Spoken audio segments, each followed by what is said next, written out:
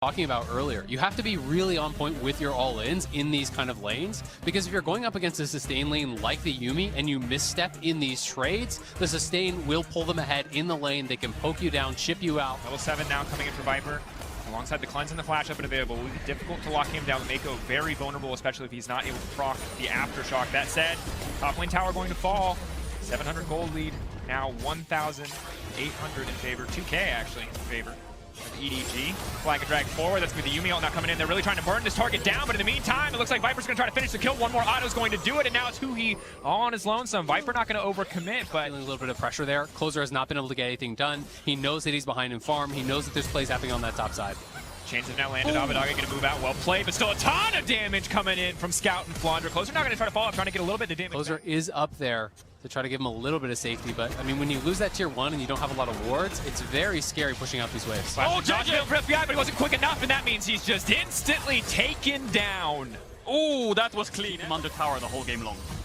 Trouble bubble connects, but Abadage really not in a position to follow up. Tower plating about to fall away anyway, so it looks like EDG just see if either of these teams are going to start up this first dragon here pretty soon. Looking for the chains, won't connect. Back, Randuin's in the area. Someday waiting over the wall. Sleepy trouble bubble. Abadage is going to need to get out of there quickly, but he just does not have the flash, and now it's going to be Someday who's in trouble, knocked up, but now on the backside it's the bullet time, but it's not connecting on anybody. Closer in the meantime, they're trying to lock down Mako. They're trying to click down the squishiest member. Closer, he's out of cooldowns. He tries to heal back up with the Gore Drinker, not nearly enough. Someday now has to run for the hills. EDG. Grab the dragon off the back of this too. Yeah, and Abadage, I think he thought he was safe because Someday was right next to him when he was trying to push in his mid wave. He just took a pink, so they're going to lose his mid tower from the second Herald.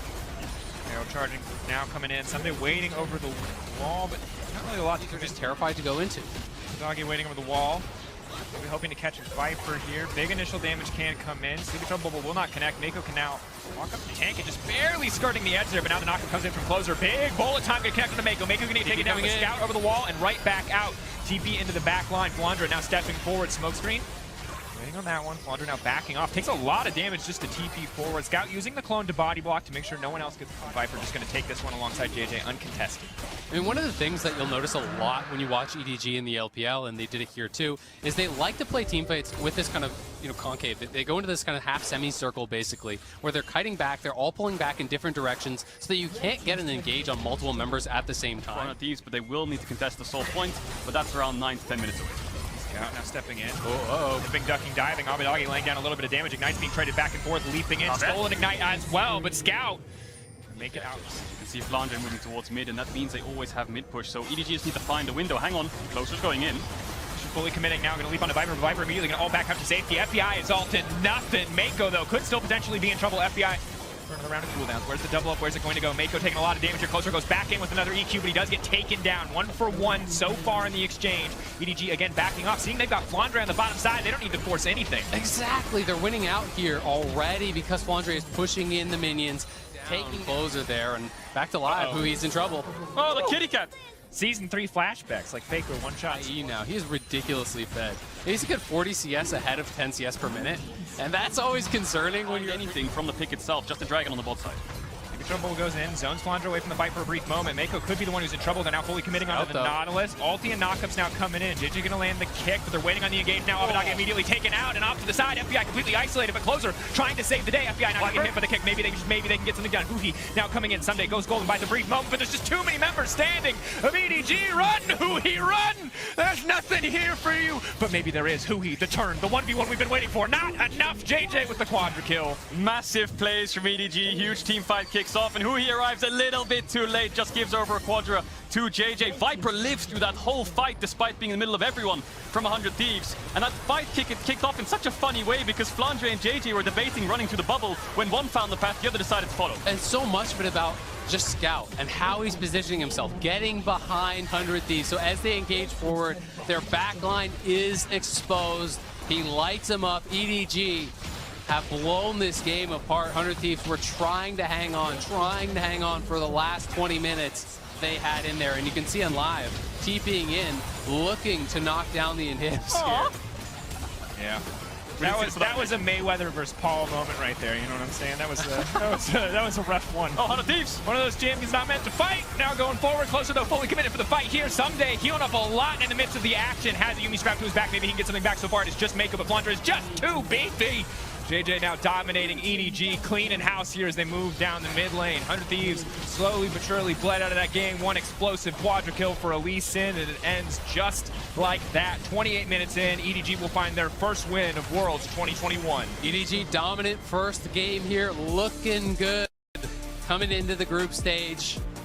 Really impressive performance here, I have to say, really from the entire top side. I think that Scout was amazing on the LeBlanc, is so consistent on this, and we are seeing, back-to-back games, really a number of games we've seen throughout Worlds. Graves top is not to be messed with. You've got to have some sort of a plan to actually deal with this, or your top laner is just going to be locked under their tower the entire game, and that limits the options of your jungler. And that's really my biggest problem here with what 100 Thieves brought out, is you put Closer in a losing matchup, you put him with a losing top side, and didn't really give the aggressive playmaker on 100 Thieves. The Yuumi first pick for Damwon yesterday, now it's getting banned away. Here we see KIA going for that Shen for extra protection. He hasn't played it at all in summer, so it's something he's been keeping in his back pocket.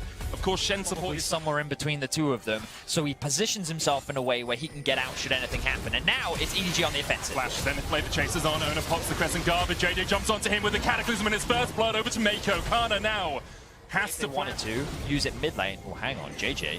He doesn't have Silas, but Silas has TP, and you can TP. No. Oh, he stole the Shen ult. No flash, Shen ult coming out as well, and Ona is down. Yep, that was, as Kadra liked to put it, For that gold. For the win in this game, with Tower down to 4,000, that's going to reset, you have to feel, as it begins to charge towards Ona. Reset comes out, the fight's going to start as Mako dives in. Super Mega Inferno Bomb's going to do a lot of damage onto the back line. JJ still pushing forward. Scout dives onto the back, and that is a very dead Ona. Baker forced away with the Curtain Call. Flandre low, the Immortal Shield will proc. Kana has a lot of mana and can put down a lot of damage with these shock blasts. EDG about half HP on everyone apart from Scout. T1 continue to step forward, continue to look for the fight, but EDG holding them at arm's length right now. The poke damage from T1 is absurd. KIA now spotted on a ward as he steps forward. Scout has the flank, Mako going in, and look at the damage going down on Kana, he's dead! Baker has to get across the wall, Gumayushi flashes, and EDG once in the LPL versus the most decorated team in the LCK, and currently it is China coming out on top. Mid lane tower will fall. EDG. Scout. This will be T1's first turret, though. You could say it's impressive. You could say, well, why didn't you take Ignite if you never used the TP, right? It's like my top laner's in solo queue. Might as well just win the lane. Well, he's got it in case. That's true. We'll see. And it means he can thread in the side lane while EDG play off towards the top side of the map, of course. A little bit of joshing, a little bit of joking. We know the TP on the Silas works out, and he's looking to trade onto Faker here. The Everfrost's going to lock Scout underneath the tower, but here comes Mako, waiting for the wave to push in, just trying to keep Faker from going forward. There's the Stand United as KIA's going to join this. Solar Flare coming out. Cataclysm for the follow-up. KIA with a good double stun. Faker with the stopwatch. Stun cards coming out. And now T1 are looking to the fight on the bottom side. JJ down. Kana calls coming out. Scout diving underneath the tower, but he almost falls as well. They manage to kill off Kana, but Scout is in for a world of hurt as he comes out of this one. Mako getting chased to the top side. Stolen away to Stand United. Faker's down. And now underneath the tower that no longer stands, EDG continue to advance. Gumayushi finally joining the fray. Good dash forward there from Flandre. He looks for the damage on tools that they had with the Rakan Orianna last time, but with the EDG in a 5,000 gold lead, I'm sure a lot of EDG fans at home will be thinking, I've been in this position before and we weren't able to... This is the biggest caster curse you could ever lay on a team. If they go 0-5 from here on out, we'll see them keep doing it. Ona's going to get chased down there, all of EDG able to collapse. I think the bot fight was probably the most aggressive that they have been so far this game, and could have been that window, but now they've started off the Baron. Mako caught out. Yeah, down to half HP. Scout's coming in with the TP. Here comes the Curtain Call. Baker looking for Mako, but he's locked up with the Solar Flare. Baker still gets the stun card outside. United's going to keep him alive for the moment. Scout trying to get across the wall. T1 still trying to fight this one. They have stopped the Baron being taken, and that is the most important point. No Solar Flare for him. Scout off towards the top side. Has the flash. Has that engaged potential. JJ as well. Flash Cataclysm, very much a possibility. Destiny coming out. There's a blast going to the back of the pit. KIA tries to get onto JJ. They jump into the pit with the Cataclysm coming out. It's Ona who secures it. Scout low in the middle of the pit. Gumayushi and Faker just trying to act on the sidelines here, trying to back away. KIA forced up towards the top side. Baron secured by T1, but the fight will go well and truly in EDG's favor. KIA dies at the end. Only 2 members of T1 survive. But a really Baron in your back pocket. If I'm T1, I'm pretty happy with that. And only 30 seconds before it, Vedios was talking about how great the map play was for EDG. The windows that they need to take advantage of, and they are doing just that. T1 now trying to close the gold gap that they find themselves in. They secure themselves another tower. On the Drake. Flandre's on the Drake, and EDG now 4 members strong can push against this. That Drake's going to be down in about 4 auto attacks from that Graves. Owner, half HP, current call coming out as Viper looks for the damage. Fake off towards the side, Scout chasing him down. Scout will land the root, the Solar Flare going down to the Faker as well. And with the Zenith Blade, he has to pop the stopwatch. Cloud Soul secured for EDG, and Faker is down as well. EDG. On the ultimate, EDG are going to secure themselves the Soul. They're going to get themselves the Baron. And just like that, EDG snuff out T1's chances. Fine. But wherever Gumayusi is, means that EDG just doesn't have to be, and they can secure these towers. Of course, bound up minions a bit more tanky than normal minions as well, meaning Gumayusi will struggle to work his way through them, even though he can put down that explosive minefield. EDG playing those 2 lanes well. Solar Flare coming out. There's the curtain call as well. Faker takes a chunk. Owner trying to block for them, but Carrier still found with the 3rd shot. 4th's about to come out. It hits Owner as the Crescent Guard falls. Cannon Minion surviving here. Scout still in the mid lane. There's a whole wave that T1 now have to deal with. Cannon Minion dies down towards the bottom side, but the mid lane inhibitor tower will fall as well. Scout just buffing up those double cannons. The shot blast does land, but Flandre and Viper very easily heal that back up. And now T1 just decide to defend their bot lane inhibitor tower. Mega Inferno Bomb stolen away, doesn't really get the damage down, but Carrier has to dash away, and that's mid lane inhibitor and the bot lane inhibitor now under fire. Scout continues just to wail away on that mid inhib. It will fall, so will the bottom lane, and EDG. They've got everything they needed out of this. It just feels different. Yep. Give you that one. They are clean, they are crisp in their execution, the control that they have, the performance of each Trigger, are they going to look for a final fight in this game? Because you have to feel if those super minions in the bottom lane get any closer, it's going to be very difficult. Curtains open as EDG look for an encore of the last fight, and they will once again just force T1 back. T1 unable to find their fight, unable to find a moment, a gap back towards the Elder, or are they going to set up a trap? Owner caught out, rooted immediately. Crescent Guard will come out. There's the stopwatch as well. Scout is on the longest of flanks here, and Owner is able to flash away. Carrier forced out by Scout. The chains come down, and Scout's on a rampage. Cataclysm follows it up as EDG look to rout T1 in the doors of their base. Only Carrier, Gumayusi, and Kana survive, and they're going to get forced away. Kana dives in, but just doesn't have the damage. The Jace was not strong enough to carry T1 through that fight, and EDG are now knocking on the Nexus. Look at Scout, he's cutting off the escape route for Gumayusi. He's going to get himself another kill. EDG are going to wipe T1 off the map, and EDG are going to look to go 2-0 in the group. That one was personal for Scout as he takes down T1 4 years after their last defeat. EDG 2-0. An impressive game from EDG overall. I still liked a lot of what we saw from T1. Yeah. There was a lot of really good playmaking. We could see that their game plan was clear, and they did everything that they could to try and execute upon it. It was just that every time they were shut down by EDG. And in the one window where they had to take advantage of that Baron, they took it. And the small windows where they could find picks, they really did take it. While I do think that EDG showcased that they were the better team today, T1 clearly showcasing that you can't afford to underestimate them, and they're definitely a strong contender in this tournament. Definitely agree with you there, Betty. It was a masterclass on proactive defense from EDG in the early game. Just nullified. It's all about looking for these aggressive engages. Poppy We got locked Poppy in. So Poppy, Jace, this is the matchup where theoretically you're getting pushed in early game, but you really consistently have lethal threat. They know they've got an enemy support, but now he's far enough away. You can maybe go for the try. Yes, they're going to look. They know he's flashless. They got to land the stun, and they will do so. They got to get the damage over, and yes, happy birthday, Arya, first blood. At the very least, it will buy you so much time. And Steel heading over here. Okay, Arya going to take a bit of damage, but Jit pushed on a half HP. Stun comes in on a Scout, and that is a stolen Lee Sin kill. Activity in second! Let's go! Oh my word! A birthday present for him. Arya giving himself a birthday present if they will be able to keep up this momentum and find the win. EDG looking to be the aggressors now. Finds a stun. Jit forced to flash away. Flash dodges Flandre's damage, and Evie's here. That means it's time to get away. It's going to be a tough one to go in. Here comes the stun onto the wall, and Flandre has been flayed. Jit's next stop, a quick point and click stun. Scout flashes to save for DFM, even for the Korean imports. I put that in quotes, by the way, because their only league for Arya and Gang has been the LJL. They're basically just native Japanese players as far as the only pro they've played.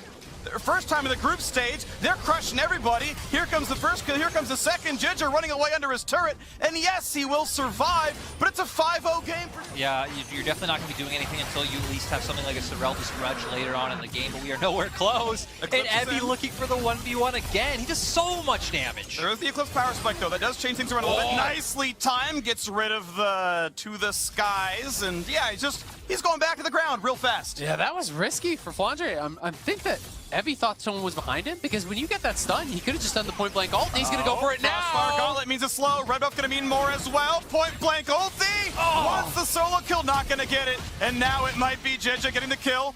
Waits it out. That's going to be a dash back. It doesn't matter. Gets the kill. On the board finally is EDG. Take the walk over, but as long as someone walks into range, they'll get the gold. Yutapon, by the way, is going to be out of local turret gold range. So a lot of gold sacrificed there. Actually, 400 gold missed via no one actually walking all the way up to the turret. That said, they guarantee the 150 bonus gold does not go Viper's way. Doesn't get his own first turret gold. Arya going to knock down top. I also really like the fact that Give it away. Still though, top lane turret under fire, and it's going to be 2-2 in the turret score. Next Dragon spawns in 30 seconds. But here we go. In this one, I get to see a victory screen no matter who wins. Dragon is going to be claimed indeed. It was EDG playing for DFM, have sort of earned more gold than EDG at this point in time, but again, it still changed hands, and Gang is just deleted. There's number one. Now it really is an EDG lead. Evie here on the flank, wants on the Viper, can't get him though. Kick back, a knock him as well. Steel nearly dies, and Arya may just do so. Evie shuts two back. A flash to safety, barely Arya will survive. Sieging, they should be able to guarantee this one. Yutapon, be careful. They're going to go for the second tower. They just want more potential. If they start getting shy around dragons, it's going to be difficult for them to kind of advance the game forward. Steel wants in, Gang gonna flash, and they're gonna finally sin. Second Sun's gonna come through as well. Will he die is the question. Goredrinker buys a ton of time, and he's gonna stay alive. Jin opens up, they're gonna find a slow and a Mako. Could be the option, stunned up and killed indeed. Pretty good timing here. Dragon spawning in 45 seconds. Evie's still around in the backline. Very tanky.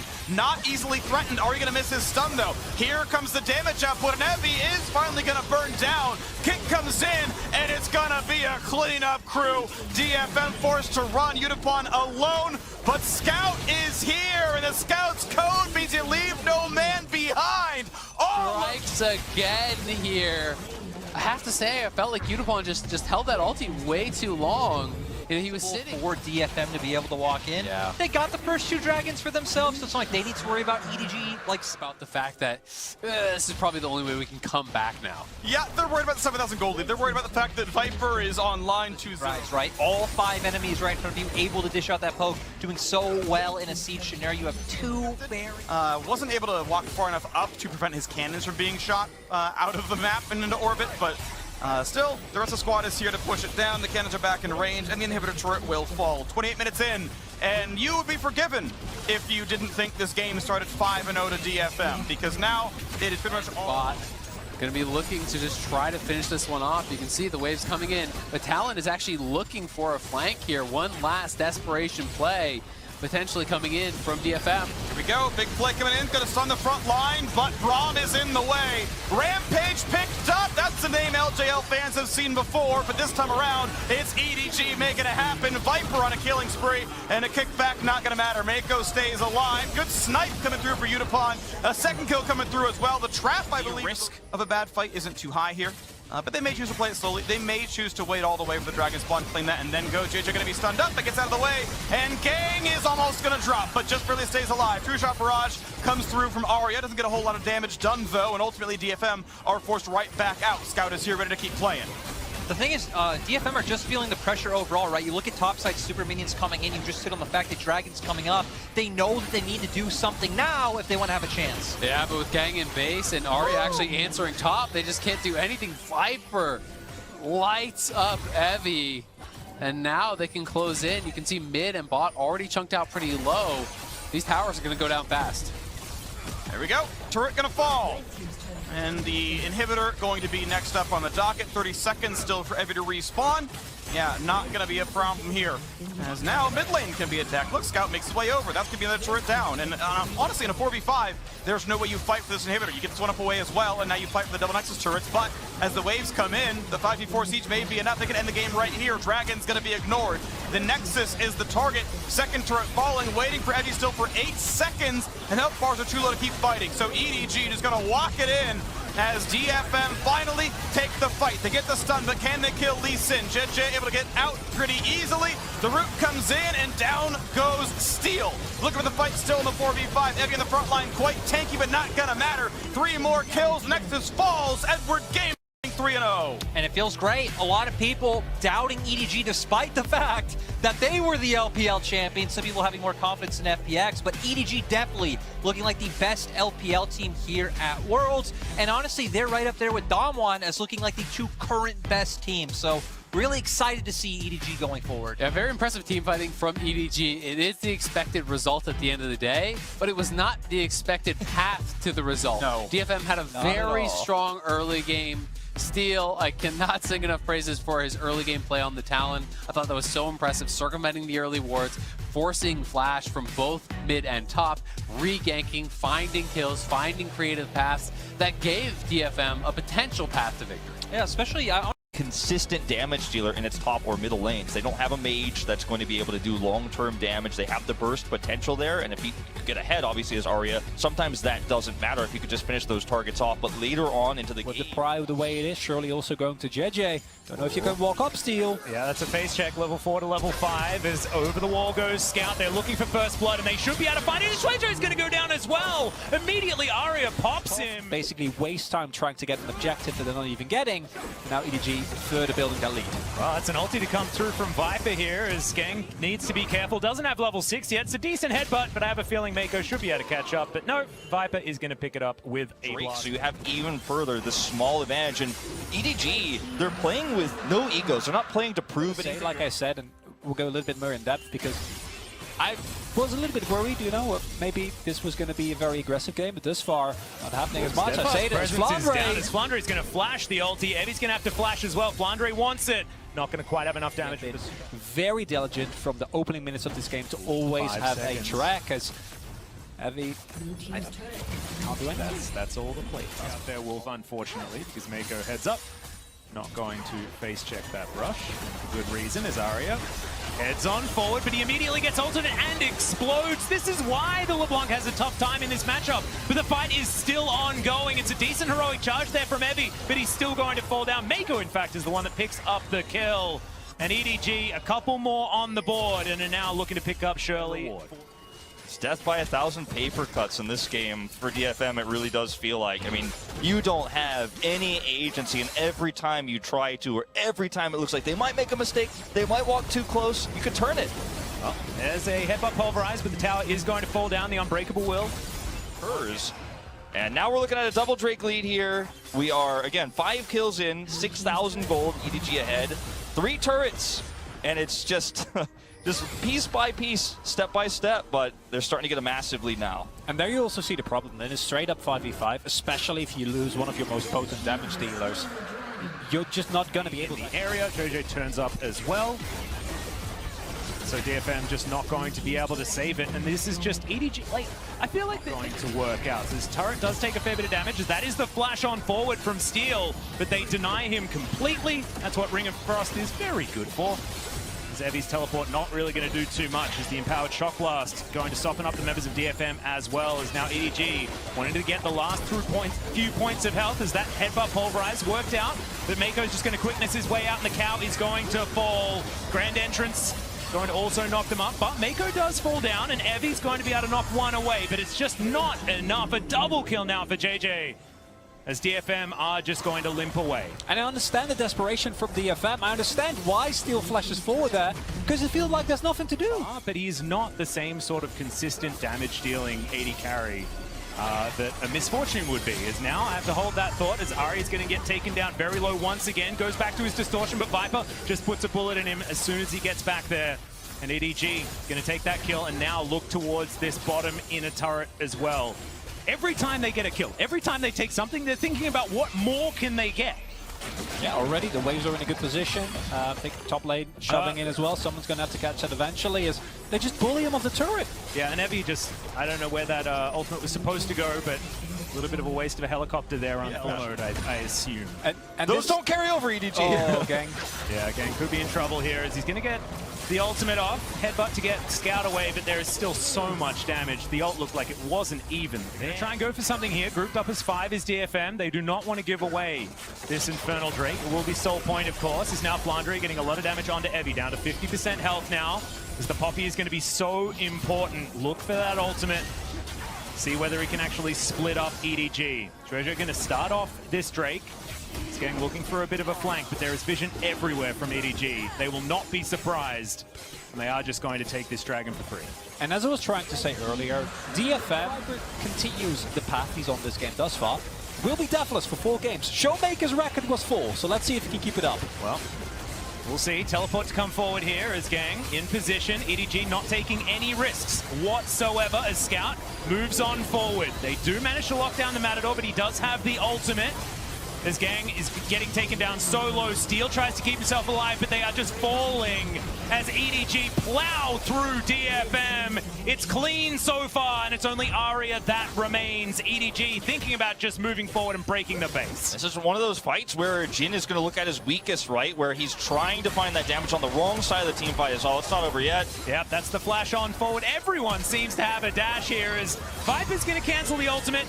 Doesn't even seem to matter as that's going to be the ace, and I think EDG are just going to waltz through the top side of the map and end this one. Yeah, when I said it's not over yet, I meant the carnage. The game was over at that moment. Oh. What an incredible masterclass from EDG. From minute 1, there was absolutely no way that DFM could get in. They'll take down the Nexus and win their first game of the day, their 4th of the tournament. And that's a sign of respect, I think, from EDG, because in the first game, let's not forget how well the LGO actually looked. DFM was able to find multiple early kills, was able to get a little bit of a snowball going. In the end, it wasn't enough. But in that first round robin, this matchup did not look as one-sided. And then EDG said, no. You took away some comfort picks from DFM. You took away, you know, Evie's ability to play the Urgot top, for example. You bit the Jace early, so you know you're probably going to have prio into any matchup that Evie's going to give you. And the draft was very safe and very careful. They basically avoided dealing with DFM's strongest points, which are always those early game skirmishes and fights. To see from the LCK teams. It'll be the cannon that's locked in instead, and this gives you a lot more engage. Rather than winning the 1v1 matchup, you're looking for better team fights later on with the already strong follow of the bot duo. And if you get a kill, amazing. If you don't, you're still going to get so much power on the Cephalios. What's the one thing that T1 always do? This. They go for early Herald with everyone, and this time the rotation. They have so much vision control around this rig. T1 feel like they can play this tug-of-war game here, and there's just no real answer, unfortunately, on the side of EDG. You're not going to get anything out of this. You're not even going to be able to push those bottom plates anymore, and trading up once again here in the macro game for T1.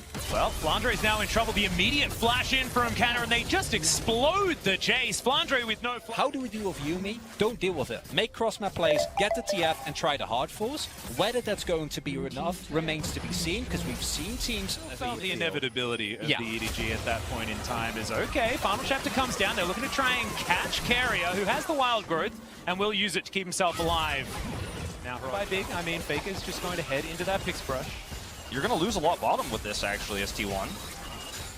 Trading a turret maybe for Shirley as Gumayushi just trying to bully his way back towards this mid lane. Clears out the minion wave. But this is all T1 against the clock as they want to be able to take Shirley. Scout has teleport, so he can join this fight if EDG wants to After getting the turret as well, so they're trading up. He just wants more. He's just trying to slow us down, but T1 are going to get it. Yep, Canna also trying to rotate around, but he's not quite in position. But T1 do manage to lock down the Rift Herald.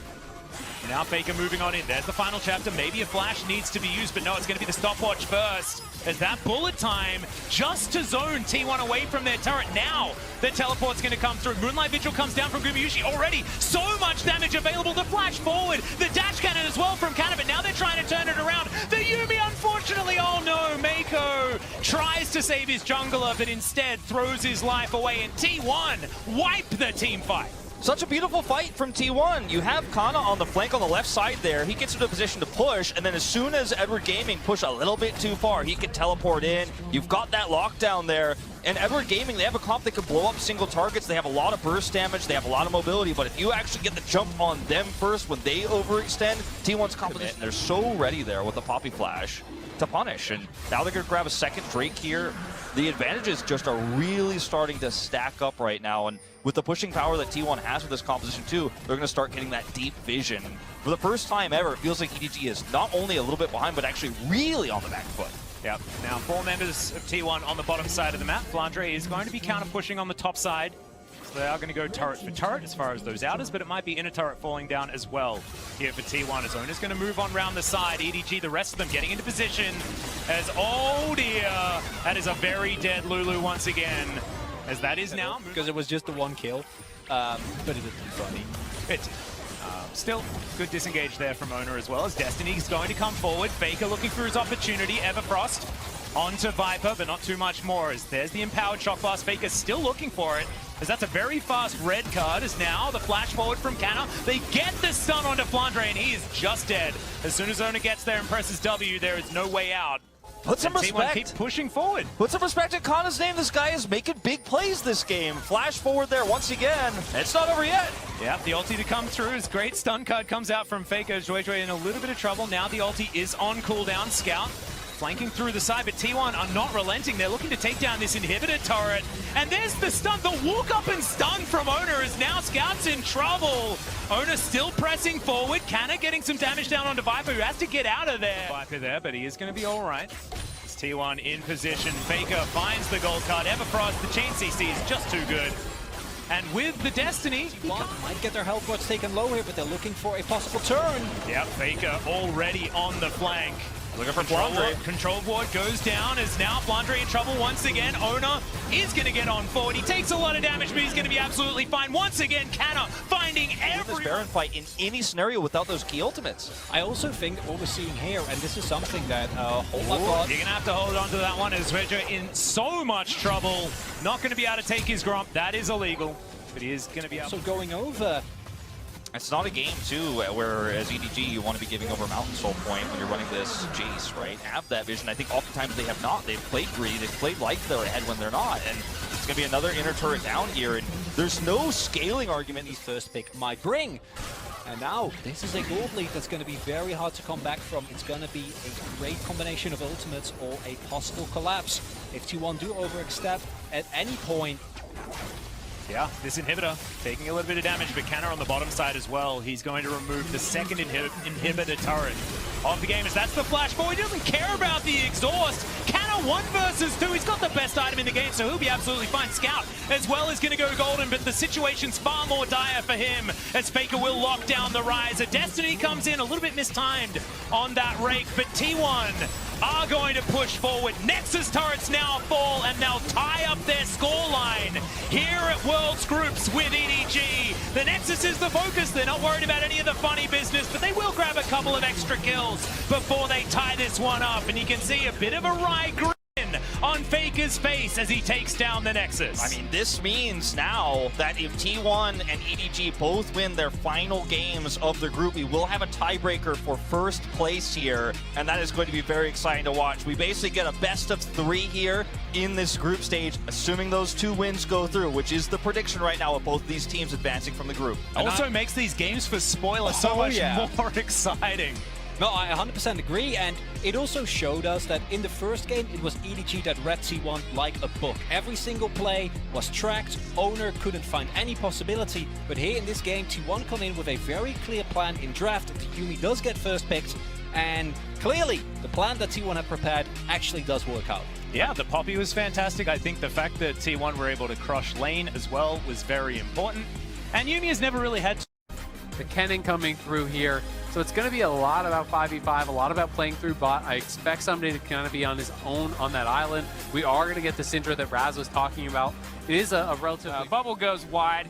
We'll see if anybody dies like Crow in this game repeatedly. There are no Dragon Balls, but you do have a respawn timer here in the old League of Legends. Now they're getting aggressive. Viper getting burned down. That's going to be first blood. Positive start now for 100 Thieves. That's 3 set closer now coming in. He's got the root too. The flash down isn't going to be enough for Morano. They managed to get it. Perfect start for 100 Thieves. Very quickly. I mean, it's just so clear. They both realize this is the pressure point.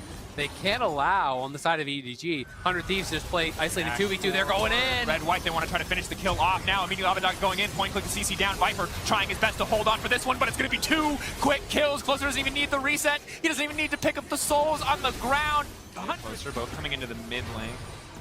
Well, Closer has to be careful. Locked up, can ult out to safety and will do so. Abadaga off to the side. JJ ready to go over the wall. Closer incredibly low. He has to flash out. Scout coming over the wall. Instant ulti to come out. If he can take down JJ, maybe they can turn it. JJ now running. He's used the ultimate to get him away. Abadaga has no way over the wall. He SFEI will still be ahead, but the significant farm advantage is working in their favor. Instant stun follow-up. Scout locked up. Will now get taken out. That's the reset. Closer can start to walk forward. That's going to have to be a little bit more. Kenna getting the stun down as well. Someday now moving forward onto Flandre. Instantly the ult coming out. Trying to get out there with the ultimate.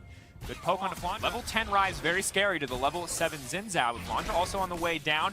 Nami floating her little fish legs, or whatever they are, over there as fast as she can. Fins, but now JJ's going to be in trouble. Looks like they have grabbed the Herald, but can they grab it? Flandre's going to grab the Herald and try to escape. JJ will go down in exchange, but overall but they know that is up, and it could definitely get turned. So instead, they go to the Dragon. Smart play here from 100 Thieves. Such a weird interaction there, how shielding actually stops the interrupt from preventing the recall. Yeah, so interesting to see nice control ward being placed here from Abadaga. Good placement. Of course, EDG has the same placement spotted out. That's a big calling wave. Going to come out as well. Mako now going to be the one in trouble. Viper might also drop. Wild Growth comes out early. The collector, so he's going to be massive if he gets here. There is a potential TP flank ward, though, below them in the river. He's going to... Have to chain the CC flawlessly. Viper could be exposed on the backside here. Big tidal wave. Abadaga also coming in. Viper isolated. Vicer instantly popped. EDG now running. JJ has to be careful. Pulling damage going to be mitigated for the most part. Mako slowing them down as much as he can, but Abadaga potentially ready for the redive. Only 4 creeps there, but they don't have any tool to clear the wave. Flandre might be fishing for the 1v1, but Closer can come right over the wall. Closer can't get anything done. Big damage. Big shutdown for Flandre. Straight confidence there from Flandre. He's been the silent member this entire game. Been on the island there. Comes in on a flank just still standing for EDG. But look at bot. No one's answering Flandre, so they have 5 members around mid. Yes, you get the Herald, but the Herald gives you the potential to get a tower. Graves already took a tower. Yep. And EDG might take another one here in the mid lane setup. Gravitum trying to find a little bit more poke damage. Hugi very squishy, but there's Someday in the midst of the entire team. JJ now going in, Scout off to the side. 1 kill getting traded back. Closer now fishing for the resets. Can't go in with the Sassan. The scatter! It's too big. The scatter works. Oh! It's a disaster. FBI on the hunt. Graves now collapsing as well. He might get picked off too. Dash over the wall. All of 100 Thieves ready. They're on the hunt. He wants this. Stun gonna come out. Flandre not gonna be able to dash that one. Good damage coming in. Closer has to be careful. Flandre throwing back with the smoke screen. He's not scared. Throwing out the ultimate as well. They won't be able to push any farther, but massive fight win for the side of 100 Thieves. EDG overplays their hand mid lane. It was looking good keeping Flandre on the side, but make one mistake, and that's Closer getting possession and a wonderful sweep just to get a pick on a Viper. I want to see that replay again. Man, I just love seeing no hesitation. So at the end of the day, maybe wanted to hold on to that cooldown, but for now, he'll fight for the Scuttle Crab. And got that too. That's a sad B now. Closer following up. Closer rather. Abadaga now going in. That's going to be the easy CC. They've taken out the enemy jungler. They can go Baron. That's a jungler. Exactly. It's just smart play overall. You know, EDG is in a pretty poor position just because they were trying to get the vision cleared out around Baron. Buying some free time there for Abadaga to go here. Someday eyeing up mid lane like he might want to look for this. Closer's wrapping around behind. To the side. Can Rocket Belt in. Not going to pull the trigger. Waits, of course, is an exhaust on Viper. One of the strongest team fighting teams in the world. EDG unrelenting in their pressure in the mid lane. You can see all the cooldowns. The only thing they have to worry about is just putting down a Graves. defensive ward. Here we are. Big damage. Spoilers are going to be forced to back away, but nothing too much lost there. Yeah, TPing back down towards bot side, so they definitely want to fight for this because Abadaga was trying to get them river access by that early push, but look at this damage. They're walking through the pinch. He already forced the flash out. JJ taking big damage off to the side, but he's just going to leap right in onto FBI. He goes gold, and this time he does use the stopwatch. Viper ulti not going to connect to FBI, immediately flashing out to safety, and Someday into the back line. Abadaga stepping forward, but Flandre's cleaning house, leaping forward. The Grave's still standing, but it will not be enough. He does a lot of damage, but can he take down 3 members at the same time? He's close. The shutdown comes through. The triple for Closer. The Dragon to follow. This could be everything for 100 Thieves. They could go to Baron as well here. They still have Closer alive. They're soloing this up. They're taking mid tower. 100 Thieves are on the precipice of a massive upset here against EDG. They're TPing top. They want to try to get the Baron and the Dragon, and I think they can do it. You need to fight for this game to fight in the tiebreaker. You are not done even if you take this 100 Thieves. Can you secure it? Can you make the miracle happen? It's so low. Smart stuff there from 100 Thieves. 100 Thieves started to fight. Gonna look good for them with Someday's ulti up. They go for the flip. Do they just go for the steal? EDG playing with fire, Sunday risking behind them, everything. they don't know. They don't see come in, him. flash over the wall, 4-man ulti, just like that. One push of a button, FBI dominating Mountain Soul for 100 Thieves and EDG. They're running out of hope. Someday erases EDG from the map. 100 Thieves are heading down mid lane, looking to take down the LPL champions. This is a game to be proud of for 100 Thieves and the hopefuls back at home. The fact that they're able to do this and just stomp EDG and what EDG's great at. EDG, one final desperate hold.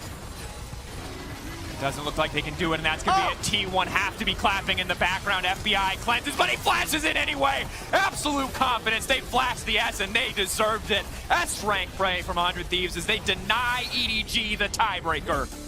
You've heard of Viper and Mako, but let me introduce you to FBI and Huhi. What a game from the bottom lane. What a game from 100 Thieves coming together, playing aggressive in their final game here at Worlds, showing up huge, and someday in that final team fight, back and forth movement there. EDG lost sight of where he was. They thought he was coming from above. They fully committed to the river. He gets behind him, and he destroys them. David just demolished Goliath. Krillin just demolished Vegeta. 100 Thieves just demolished EDG from start to finish. 4 kills in the bottom lane, the aggressive lane you were waiting for, the comfort for Closer to show up clutch. An incredible, incredible game. And you see in the eyes of Closer as they finished off the Nexus. Aurelia, Xiaohu, an absolutely stellar player. Years on RNG as a mid laner. Role swaps to top here in 2021, and he has been nothing but outstanding at his new role. Malzahar always has a fairly difficult time early on in the game, finishing up some of those CS. That's where you see that mid lane discrepancy come from. But Scout is now level 6, so Malzahar does bring good damage out of Viper. That combo is certainly nearly deadly. 200 health left, but with Ming nearby, they don't feel comfortable going in for any more. Exhaust, of course, burned as well. Wave difference in top lane. Yeah, Xiaohu getting the health lead there because his mid jungle already have control of the river. Oh, that's an empowered root. That's a Malzo over the top and a double knockup and ulti back in way. Gonna kick him right back out. He will not take any more damage until Flounder shows up. Too early, just wait! Flandre's impatient, but rewarded with first blood all the same. And then he goes back to the realm warp there. It's first blood for EDG. Yeah, RNG just getting a bit ahead of themselves. Things are looking pretty good on the map, looking up towards top. Their bottom lane winning out, but they walk a bit too far. Straight into Scout and JJ. They have so much first between them, and nice to see EDG picking up a first kill. Oh, Ming went for the risky hook attempt to maybe interrupt Viper's ulti. Actually, maybe thankfully missed, but now level 6. If they can find the target, it's not going to happen. 300 health, not enough to take the fight, but now Xiaohu wants right back into the top side before he can spend the money, and Xiaohu takes first blood. They haven't been spotted yet. Here we go. Xiaohu has his flash, does not dodge the knockup, which means Malz is going to be guaranteed to land it. Silence, everything else lands. No way out. Heals for a bit, and the turret trades him back. Well done, Xiaohu. Shot the tower. Top side was pretty low, but I don't think Flandre can finish it in time before the River kills bottom and gets Dragon number 2 for RNG. That's the thing, right? For RNG, sure, you still lost on the top side of the map. Technically, Xiaohu lost away. Flandre got more plates, but you get a kill. You're winning on the opposite side as well. Feels like RNG winning everywhere on the map right now. Exactly. Xiaohu gets to type it all. To make that 5-man play, you're probably going to have to give up one side of the map to look for it, but Freak, we're getting a lot of fights. Guardian pop, we're going to have a battle coming across. Nautilus going to hit the Lucian, but a huge frontline play for Jarvan, but it's not going to matter. The health bars are too good, and Wei's ult just blocks all the damage. 1-0 to RNG. They just keep winning everywhere. And like Kobe was saying, they just keep daring each other. Kill. I also feel like this is a good call of what EDG are trying to do right now, where you need to be first on the play. There it is. Malzahar first. Yes, huge, and a double silence means there's no follow-up yet for RNG. It's going to land the ulti, though. Triple root available, and they're going to pile right in. Almost the kill of Flandre and Viper. The shot comes in. Xiaohu's good for one. The other comes through from Brian, and now Jitcha rooted in place. RNG, they may have gotten the first step, but they certainly got the next 3 kills. And it was looking nice for EDG. They found a way to finally get a pick, maybe give themselves some pressure back on the map, but RNG ready for the turn. They buy time for Xiaohu. And they just have to pick up the scraps. And the thing is, so often, the the winning team in the early game, all right, they had lane pressure, they got some turret plates. That is what you need to do to try and cut off these objective chains from RNG, but they couldn't escape because of the beautiful ultimate from Gala himself, locks them in, they get the punish, and then he's taking the recall. 2 minutes to go until Dragon Soul. Ulti is not going to be dodgeable. Flandre is flashless, slow, root, knock-up, kickback doesn't matter, can't even land to the sky. They're playing with time they already own. Look at this, Relia is split pushing top lane. No one willing to answer her. They're like, you know what? Maybe you can take the Dragon. A whole bunch of gold. So top tier 2 is dead. Recall into a TP. Xiaohu shows up after the Dragon spawns because EDG, you're not going to start Dragon in their face. You can't possibly. Oh, all right. We killed your turret. Now go ahead and run away. You showed up in the river. Congratulations, you got a ward. We killed your ward. Dragon started. The EDG must take this. They're not allowed to run away. And yet, what's the fight going to be? Jarvan in the back line, 10 right to follow. Pretty good ulti on the front line. Will it actually kill? Sterix popped. He's silenced, and Xiaohu just does not live. Tenacity not enough. Smite comes in. That is RNG with Dragon Soul. And that means the kills might come back through. 3v4 still winnable, maybe, as the shock blast is big. Wei heals up, but cannot find it. EDG may have lost soul, but they are winning this fight. And they're going for more. Scout, gonna get a bit of damage. Pop the zone, you pop the stopwatch. Gala and Cry force run away. And we saw EDG. If they look to commit for this. Until Ming deals damage, but he will not reach it. He's at half health right now. Wei, look for him. Gen.G as well, and they're gonna turn. EDG want this fight. The silence and the hook's gonna land. Ming may die, but they will trade back. And Gala and Wei are still inside the Baron pit, but they need to mark the Jarvan. Spotted out by Aphelios, and Xiaohu is here to zone him away. Blast Plant means he doesn't have an easy way in. Flagger Dragon to be blind, and Baron will be claimed. Will they also get the Jarvan? 1,000, of course, the gold lead. Red Bull Baron power play. Just the money earned from killing Baron itself, but it's gonna grow rapidly. Mid lane tier 2 has hair left on it. It's gonna be an easy kill. There you go. Gone. The spot side turret should be able to get this one. I like that they're keeping Crying in mid, playing out through 2 lanes, Kobe. Gonna try and pull EDG apart. Now for EDG, it's about, hey, trying to all in on the side that doesn't have members right now, potentially giving room for Crying to look for the split push, but I feel like that's their only option. Yeah, I mean, he's got Realm Warp ready here, so Crying can threaten multiple plays. You can either Realm Warp for the dive, or you can Realm Warp your minions over to the other lane to sync them back up. Cannons right now being buffed up, just waiting for the other one. What I kind of like for Ryzes to sometimes do is do the minion play and get a bunch of them in there, but they don't have to waste it. So level 16 acquired, slowly work your way in. Time to sacrifice bot lane inhibitor turret. You build as much time as you can. Of course, there are some nice plays blocking shock blasts by Wei and then Ming almost. But here's just some culling damage. They're not going to get a whole lot done. A great stun. Prince going to do a whole lot more. Inhibitor itself actually going to live for now as Cryan is in mid and the other 5 defending bot. So it is RNG backing off for now, but still 30 seconds. The Baron buff. Inhibitor will Scout claims the scuttle. Means guaranteed EDG vision. Of course, minions flooding into the bottom side. First engage comes across a whole bunch on a Scout. And Malzahar dies with summoners available. And Cryan brings in the reinforcements. It's a rampage. Exactly that. Flandre left alone. His teammates from a year ago eliminated this tournament. He and his new team on the way this way now as well. RNG 14-8 in kills, looking at a 30-minute victory. A slaughter against their countrymen here as EDG, their base will fall. A best of 5 begins, and the first game goes handily to RNG. They won the lanes, they won the map, they handed over almost nothing in a 30-minute game 1 victory over EDG. RNG have had EDG's number and try and retain control, but that's locked. That's Annie Mid as the answer to Rise. I love it. I love it. Also because Cryan has been one of the players at Worlds that has received the most criticism for mechanics. Good position. Okay. Oh, he's just going to go for the TP, so isn't going to hold on to it. So if any... Flash headbutt pulverized. Mako cannot possibly dodge this. Kobe, you called out the ability, and Ming makes it land. However, it's a counter gank. It's a 2-on-2 right now, but opposing mid laner is coming. Crying. Runs from home. Wei is just down, and it's looking horrible. Completely flips the script there. Very nice confidence, and it's always funny to see those comms in action just through the positioning of the players. They do get run off of the dragon, though. Despite the fact that it's on Vision, he does have Smite. Ezreal could try for a steal, but obviously Wei is here and Olaf would. EDG just have so much burst.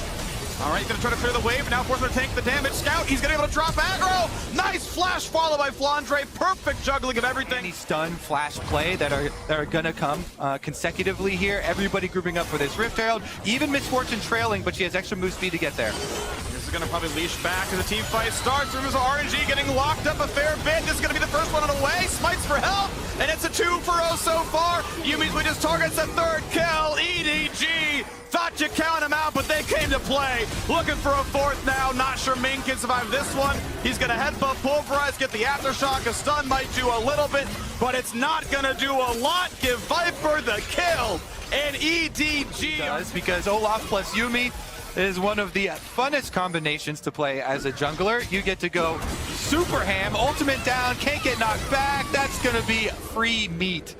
And it just This goes. one is going to be, yes, both opening games here have been completely one-sided blastings by the opposite team. It has, and it's cool to see that. You know, I want to know if we're going to get a close one here, if we're just going to go back and forth, back and forth. Then wait for it coming across, and it is still going to be a Herald charge. No one there to smite it, just to keep that one from hitting. But now, flash stun, this one will not land. I've seen this play before. Wait, Scout walked back up. Ah, it was a bait. He wanted a way to take some turret shots. Good job, Scout. He's got teammates coming. JJ wants in. He's got a Yumi. They're going to run fast for a bit. Cryan's going to run away, and well, they're going to go ahead and catch that one. And now it's on to the second half of that one as Cryan will drop. There's the auto attack. Slow lands. Well done to way to find a single kill, but Viper's here to avenge his fallen mid laner. Stand in the brush, walk back up. Goodbye. 2-1 play, EDG. The fountain. You like the attempt, though? Those are some of the funniest kills that you ever get as your ult's going for people who just... A walkover. 6,000 is now the gold lead. It actually feels faster than the previous one where the gold was closed with the dragons were stacking. This is just everything really going EDG's way very rapidly. Sahu gonna miss the shock blast. Flandre, no ulti, so not gonna find the kill. Sahu's able to walk away to stay alive, but very clearly it's an anti-roam and it's just still not gonna land. Finally, Ming shows up to finish the job. Flandre, no easy way out, but Scout's here for a bit more. Did he butt up more than he could chew? He certainly did. It's going to be a 2-0 play. RNG finds signs of life. And it's been scouted. For RNG, it's going to be sacrificing bot, trying to find this pick, but I think JJ is fine. Okay, more control once again in the play. Now we've got ourselves a battle, but he's unstoppable, and it's just not going to matter. Honestly, trading ultimate for Annie ultimate is pretty big because Annie swings so much of the hope for RNG.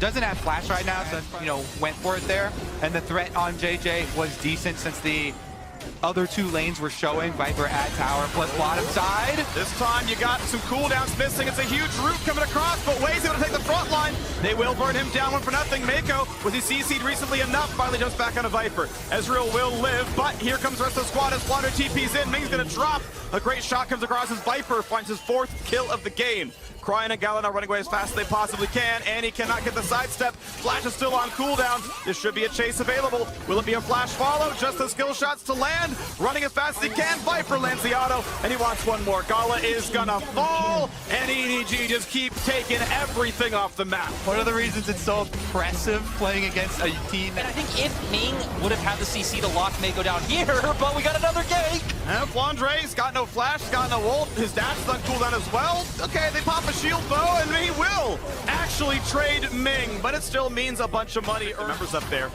Otherwise, though, it is RNG keeping the dragon pressure away. It's going to be hard for them to find the soul themselves, but they are certainly delaying EDG's shot at it. Yeah, it does get a little bit dicey if you go a long ways down that road, but Viper, again, he's got this huge range advantage. He's so fed, and he has a Yumi on his team. This Ezreal is literal god status. Okay, no Dragon Soul, but Baron's up in 1.5 minutes. And I don't know how RNG wins the team fight around that. Viper even Arcane shifts forward.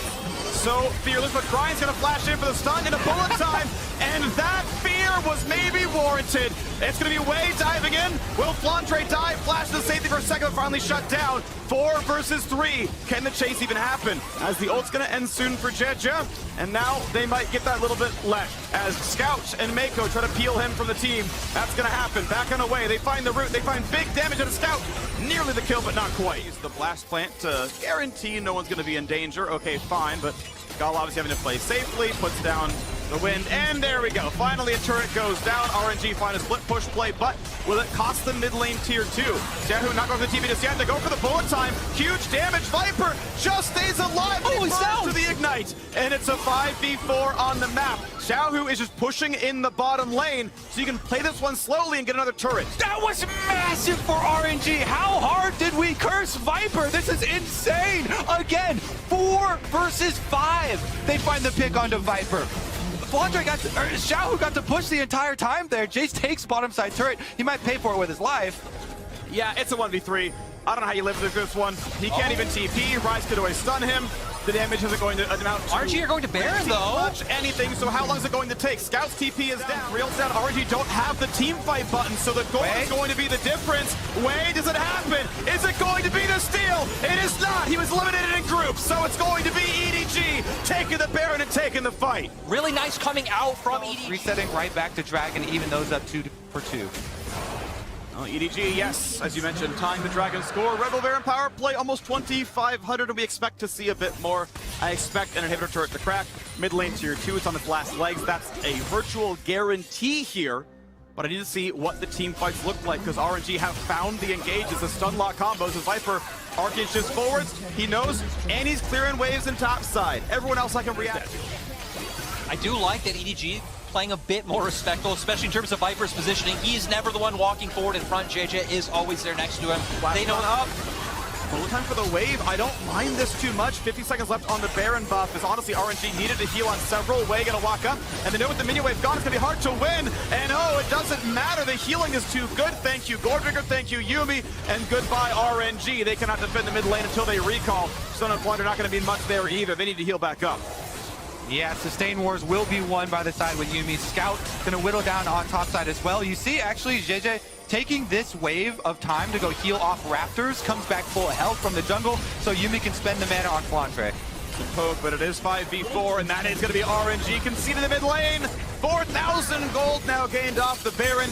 Middle inhibitor cracked. It's a 10,000 gold lead. RNG fight back a little bit longer. Yeah, time is in EDG's favor. All they have to do is continue to play the poke game. Poke goes out, Yuumi heals go in, and slowly the super minions do their work. Cryan comes back for attempt number 2. Time running out for RNG. Minute on Dragon, minute on Baron. There goes the turret, and it's time to run away. But will they find a little bit more? The slows are landing. Xiaohu forces a flash away. Wei has no ulti. That means he will likely die. Bullet time does a fair bit. Will it find a kill? It's actually 2 for nothing. You gotta be kidding me. How do they keep winning these fights? And it's gonna be the top laner TPing back in. Flandre though kills off Wei. Ming's gonna drop as well. Do they have the damage? No. Scout just eviscerates the team. Gala on the fountain. Gala goes down. It's top lane versus top lane, but Mako is gonna make it a 2 versus 1. Triple kill for Flandre, could be a quadra because he is not going to stop. Going for the Nexus turrets themselves. Shock Blast going to be tanked. Xiaohu going to try his hardest. He does not have the damage. A kill goes through to Yuumi, and it's time to kill the base. EDG answer back in game 2. And all of that just happened out of nowhere. I didn't even see how Viper went down. I was so focused on the Olaf. In the end, EDG able to pull it back with the fact that Yuumi with Graves, just such an annoying combo. Keep RNG at bay. They have so much range to play from. They have Disengage coming out from the Azir ultimate. They have the Lulu ultimate to keep things like the burst from Lucian and Zinzao from coming out. And I just really like what EDG put together. And you know what? I would actually take and push, because if they overload on top side, if they overload going for Rift Trails, then you can get some turret plates, but that's for sure a dive. 3v1, who pulls aggro? Probably going to be Galio first, takes the shot, runs away, the flash from Flandre. He was never... 6 though, but it looks like they should be able to get it. JJ not in a spot to answer, and Scout doesn't have TP. Does he have enough crowd control to knock down Flandre for long enough? The dash forward, the W for the slow. Cryan has Predator on, here comes the taunt, and there's not much you can do. Xiaohu missed the... Kobe, not only with RNG's playstyle, but with their draft, you should know to expect that these are coming. Well, they didn't see Wei cross the river. They can play extremely aggressively, forcing in, just blast going over. Scout has blocked his way here, though, and they want... Wei no ult. Wei could be attacked. He's going to force the flash away. Scout wants in. Not going to go for the big scoop, though. Could have gone for the flash ult, but doesn't, as Cryan TP's in. Gale forces big damage. Will not find a kill, though, and Scout is just free hitting for this fight, and he might go in for more. Next equal ends up in 3 seconds. He can scoop 3. W, EQ, flash R, gets knocked up, gets taunted, the ult does absolutely nothing, but Wei delivers himself to death. It's a 1-for-1, but the damage is gonna come across. Oh, Cryan! He's going to be walking towards their second win in this series as they're going to look for a tower dive here. Great win becomes lightning. Viper gets the ulti, gets the Guardian Shield. He's going to force the dive off for now, but Cryan's on the way over. Cryan does not have Predator. It was popped just now. He's running fast. Scout has teleport. Okay, but will it be enough? And for RNG, their comp doesn't actually have a ton of wave clear. So once EDG get going, they get the siege going, especially with the Felios and Azir. RNG don't have great ways to answer. Sure, Lucian's a bit ahead, but EDG done a nice job of playing around Flandre to make sure he isn't falling too far behind. So I don't think RNG will even necessarily have the side lane place to commit to. Ooh, I think if Bullet Time was up, they would have maybe tried for that play because Ming tried to go for a Flash W lockdown and Viper could have been in danger, but cooldowns weren't up. No play to be had. It is 1-1 on Dragons, but it is a 1,500 gold lead to Edward Gaming. Wei and Gen.G in a fight. Once again, the ult comes out for the Olaf. Mako is here though for the shield. Wei's going to ult, but he's not going to get out of the range of this one. Scout could go for the big play. Doesn't just yet. Here comes the damage. Looks for a knockup, not going to find it. Cryan is going to fall alongside his support. 2-0 EDG taking complete control of this game. I like that Graves, Flandre. He walks for the team play. So much more of a team player. Flashes over the wall, gets the extra 2 kills. And EDG now get free roam of the map. The hard pushing down middle with the Rift Herald ensures Viper is going to get another one. Yeah, there's just really no way for RNG to answer. Xiao gets the wave all the way in top. He does get one turret, but now... Topside, no teleport. It's a 5v4, and RNG unwilling to be able to take this fight. Not powerful enough. The turret's in the way. Ult's in for Wei. Here comes the charm. It hits an Olaf, which does not matter. Find the dive bomb to the cross, and they have knocked down Viper. Olaf ult ends. Maybe they've got it. It is, again, a 5v4. This should be an RNG win, and barely they find the +1. But across the map, Scout is attacking a turret. That's the thing. This is exactly what Kobe was talking about earlier, that RNG just keep hard committing to these plays, overloading one side of the map, and someone on EDG is always benefiting so much, and it's always one of their hyper carries. Sure, not having the TP, doesn't have his ultimate available to where both of EDG soul laners do have TP, so they can play the map wide. Good smoke bomb Here, while Jungle's still walking over because they have the extra warding and because they can see the positioning there from RNG. Just had a reveal on the Galio as he walked. We were talking about how are they going to move in, get this blue area warded. Well, they've done just that, pushing across the rest of the map, and now finishing up the second tower here for EDG.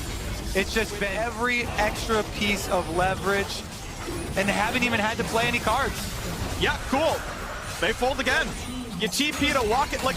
The Baron already had a ward on it. You could see the ward on Baron. I'm not sure. Both sides. They cannot force on Baron, so they have to rush him down. That's a good slow. That's going to be Galio in range. They can get this kill. Oh, they got at least a kill on the board. They are going to get it. They're going to get the shutdown. But they're finally going for it. They're going for the Baron flip. They are right on top of vision. Of course, we know the scuttle is dead, and it belongs to EDG, so it's burning down and burning down. Gen.G is going to be in range. He's going to be taunted. His ulti is up. Bullet time puts him to the side, and Baron has been stopped. Ming waiting for the flank play. Does he go in? Viper's going to mark him. Second time around. Can they keep him away? It's at 2K. They can burn this down. They find the first bit of CC. Oh, Gen.G flames it. He gets the Baron anyway. And the team fight begins. Scout knocks up one, and it's going to be a slaughter. But a stomp on is popped. Wei is alive. Scout for the second Zonius. Viper alone, but he has Mako. And that's a shutdown over to the Sinjao. And Viper, he's got the red gun. He's got the lifesteal, and he's got a Lulu. You left alone the entire game, and Viper sends his regards. You let an Aphelios free farm, and it's RNG forced it away. The Dragon's alive, and it belongs to EDG after. Viper, Ming's gonna try and hop the wall just long enough. One of those doors that opened. Scout went in for the big sweep there towards the end on Gala. Didn't quite get it. That's what caused Viper to flash in and burn his summoner early on to try and save for the commitment. But now they're wearing Baron and they're coming for the base. We're gonna end it here. EDG want the 2-1 start to the series. Oh, and that is a deletion. Cryan dropped so much farm this game. By the way, he's over 100 CS below Scout because it was all about their own plays. And sadly, they didn't work in the end. The gold lead is 7,000, and the base is falling rapidly. Cryan dead for 35 seconds. EG going for the throat now. Bullet time not bad. Gonna knock down the wave. We'll have to wait a few more moments as the shields block bullet time. The one cannon is still shooting at the Nexus turrets. And I mean, for EDG, they just need to take this slow. They have a wave coming in bot. They could even honestly just take mid tower if they want with how low it is, but just going to wait for that next wave and continue to poke them down with all the range advantage that they do have over RNG. All right, wave buffed up, 5v4 for 10 seconds. Here we go onto the turret. Xiaohu forced back onto the fountain. Flandre a bit low, knocked up and goes down. Gala finds the kill. Thank you, 4-item AD carry. As Cryan respawns, we get a brief respite. Red Bull Baron power play still 3,200 gold. EDG have a gigantic lead, deaths or not. Weld the hatches shut and bury it under 6 feet of soil. Flandre gonna take some damage, not quite in range. That's gonna be a little bit of the culling landing. Mako flashes, get his ult, get to his teammate. Olaf forced back, Cryan stays alive. Flandre gets his exhaust off the Xiaohu, but they find the kill. Wei knocks up, gets the ulti. Bullet time not too bad. No knockup just yet, but Wei is in for round 2. Stop onto the Viper. Gen.G forced low. Gen.G does have a got him. Xiaohu is gonna be pushed low. Stays alive, the axe won't land. RNG actually found the team fight, but Scout is here, and the Scout's goes to leave no man behind, but he will fall. The scoop back might mean Ming. Nah, he's gonna be fine. Mako's back to the retreat, flooding into the bottom lane. It's gonna be a little while, but eventually RNG must answer that, because that Nexus turret is dangerously low. So they start the Baron. They know they have the time pressure. They must do this. Cryan will try to mark Gen.G, whose flash is down. Does it happen again? Will we get another Baron steal? Oh, it does it again! We do! Again and again! Jungle Diff is the name of the game, and it's gonna be Wei saying, you know what? Take me! I deserve to die after these 2 failed smites. Xiaohu left alone, he got all of the help, and yet he is still helpless as he runs away to stay alive for a few more pitiful moments. Forces Azonia's out of Scout, but here's Flandre, the man who was ganked so many times. He sends his regards, and Scout knocks him down. It's time to close the game. 2 are left alive, 2 are greater than 1. They will kill Flandre, but it is still 2 versus 4. Midway pushed in. Baron still being warned for a solid 2 minutes. On to the Nexus turrets we go. First another attack, second one probably the better target. It's already low. Ming respawns, Wei is up at 8. This game may not yet end. Viper is killed. Cryan will not find the top, but he will Zonia's away. The shields may time out, but they still kill the RNG mid laner. 3 versus 3. Dragon is up. Elder Dragon is here. The scoop is perfectly timed. Scout will stay alive. Wei will drop, as will his support. Gala is left alone. And finally, the turrets will fall. EDG with a 1-kill lead will take us to game 4 at the 2-1. I think they need some damage. Yeah, I think they need some more damage here. So that's a possibility of a giant AoE team fight too. So they are playing for some big wombo combos here on the side of RNG. Play off of these flash cooldowns. Flash from Annie, flash from... But as long as jungler is in position, that should be punishable. Oh, I don't think he saw him. I think that was just a guess that, hey, maybe you recall here. Root on a Viper though, cleanses down. Ignite is on afterwards. One more auto will kill, and he gets in first blood. Thank you, Lulu E. TP to follow. You gotta match this one. Gala is gonna drop, and this is gonna be a 2v3. Xiaohu's gonna get knocked into the air. Scout's here as well. Is it going to be enough? Will they find that kill? They find a stun, but Ming is rooted in place, and EDG 2-1's the scoreline in the series. Cryan is spotted by the edge of that ward, I believe. Yeah, and actually just managed to spot Wei as well. You would know with him there, there's going to be a stun, a flash, EQ, knockup. You know he's flashless, a bit of heal for the smite. Big damage out of the rise, shutdown comes in. Does Scout find a way to trade it? The problem is, Ming is under your turret. He's here, he's diving, he's dying. But it is still a kill. It's 2 for 1 and no assist on the Lulu kill. RNG are no play right now. Herald's up into the bot lane. Actually it's EDG zoned off. Flandre getting some good damage on the Xiaohu. Ult's gonna knock him down to 200 health. And now it's a 5v4. There's a TP play to be had. So, Wei gonna spot Gen.G. He's in a 1v3. Easy flag and drag away. And that's gonna be 3 plates taken down to the bottom side. Ulti popped. Bullet time gonna force him out as well. And here comes the flash to engage. Ming knocked up, flash into safety. Graves is here. Here comes the flash in for Scout. Cannot find the root just yet. Ult comes in. Isn't enough damage from Aphelios. The health bars are low, and yes it is. RNG do not want to lose this series. They're looking great in game 4. Gen.G goes down. You might as well type GG in all chat. This bot lane's looking good. 5 versus 2. You bring the whole crew. Viper's flashed a bit too early. Wei drops aggro. That is an unofficial ace out of the turret. RNG came to play. And this is exactly what RNG needed if they wanted to keep life in this series. Amazing job kiting out the bot lane re-engage coming from EDG. I am surprised that EDG weren't the ones able to take it though, because Flandre forced Xiaohu on top. He should have been able to TP in first. We're gonna wait for the replay to see why Flandre's teleport was so late. The Graves of Flash strong and can commit for the redive. This is one of those rare situations where we did see different game plans. Oh, stopped by us. Looking like they can push this to game number 5. Looking like they can keep on with the tradition of beating EDG. I feel like it's so nice to see as well you mentioning coaching. Oh, they stop him! Flandre's dead. That's going to be a man stunned. That's a man with only a little bit of MR. He's got a shield bow. He's got a flash. He's been red buff slowed though, and Wei's going to renew that one.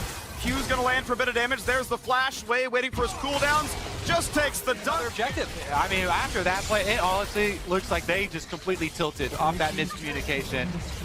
This time around, you mentioned it, Freak. Big discrepancy there. Cooldown blown as well. No flash now. For the out that you do have with trying to play some side lanes with your Works out when you don't automatically lose every one of them. But EDG now going for their own dive. It looks like it's going to be 4 versus 2, and they're looking for the first kill. That's going to be Annie dropping one for nothing. Wei goes for a dunk to lock them into turret range, and that means Scout will drop. And Wei's Zonia's the stopwatch allows them to live. It's a trade of 1 for 1, and Kennen. Because they feel like they can't contest River early, Freak. That's so important over in the LPL. I concur. As a jungler, crabs are important. Get that river control. Flandre alone on the opposite side of the map in EDG cross-mapping. It's will RNG be able to dunk on him again? But this time Viper is here. They're not going to let it play, and now they are the ones finding the cross map. Quick TP coming in. Great flash from Scout, keeps him alive as Xiaohu wants in. Brian wants in, does not get a stun just yet. They're walked away. Jijit does have to walk backwards as well, but health bar still low, and poor Scout left alone, isolated on the right-hand side. There's the dunk in for Wei, and Flandre needs to auto, finally gets his dash backwards. Damage coming across, but he's going to live. Cryan just always has Xiaohu's back. Say what you will about some individual plays, say what you will about his laning, but this man always has his teammates back. Teleports in for the counter. Yeah, and it goes back to something that... In a big way. Xiaohu does not have flash, but Cryan does.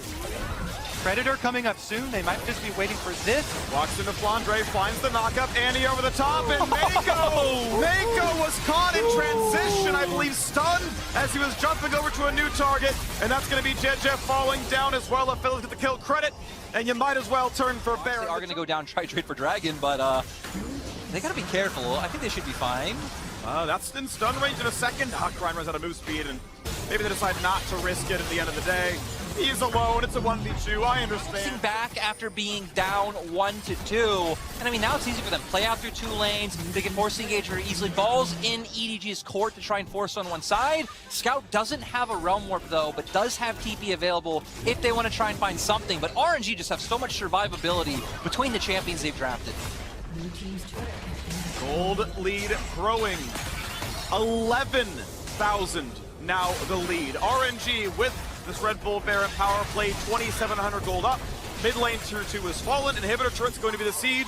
And Xiaohu, able to play in the side lane, keeps hitting the farm. He is 2 levels above Flandre. Yeah, plus he's got a death cap in here. The Dream 3-item power spike right here. That is going to melt.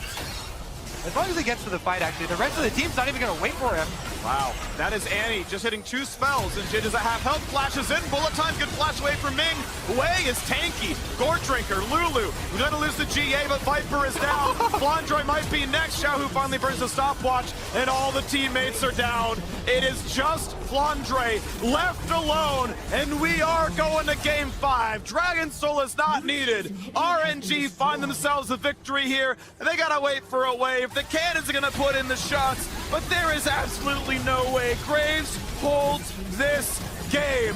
RNG versus EDG, we're going the distance, we're going to game 5, and we gotta figure out who's gonna make the semifinals. Amazing pickup last time, and instantly going towards the Gwen for Xiaohu. Wow, okay, that is a late game win condition if I've ever seen one. Seems pretty rough early. Sharing XP. Look at the minimap though. Right now, Wei hovering around bot side. Not sure if they're actually trying to bait out a play or not. Looking for the play with Wei, but it hits the minion. He's got a shield, flashes to find the stun. Is that enough to kill? It's 1, and Mako could not possibly leave. Wei is here on time, and there's no Jarvan to be seen. They're gonna get Wei the second kill, and RNG difference won't be too big. But EDG do have bot lane pressure. Gen.G able to grab the first dragon of the game. Pickaxe, looking towards the bottom lane. Viper Flash up in about 20 seconds. This is the last time they get a chance to do it. JJ gonna see him. Oh, that's gonna miss. He's got a ward hop away to stay alive with a flash to find the knockup. JJ is perfect and he finds the kill. Yumi here for the heals as well. And here comes Scout. Will it be a flash route? Will they knock down Ming? It is. And will the damage land? Not quite. Auto's not enough. Shockwave only hits Viper. Good sidestep by Scout. Wei's got to know that blowing. Even Scout has a Realm Warp, so he's able to follow up. But we got some action on the top side. Yeah, it's going to be a knockup. JJ is in a 2v2. The flash in away will not be stopped. But hold on, because Viper and Mako are here. We heard Rift Herald spawning in 2 seconds, so the squad has arrived, and Cryin is forced to run away. He's got the distance, he's got a bit of move speed, and he's got Ming in his back. From him, but so hopefully that can even out. We're going to have to see what EDG are able to do with the Herald themselves. Wei, though. Almost a 1v4. JJ does have his ulti. Wei doesn't have flash, so it's a dunk. The kick will not matter. That is a kill picked up. Wei. Job of converting their pressure, not leaving any openings up on the map now for them. Flandre will be unlocked, can start looking to make roams across their consolation prize for the top side focus and tower on the side of EDG. Oh, nice little jump back by Flandre. These jungle camps, wow. Oh, spotted.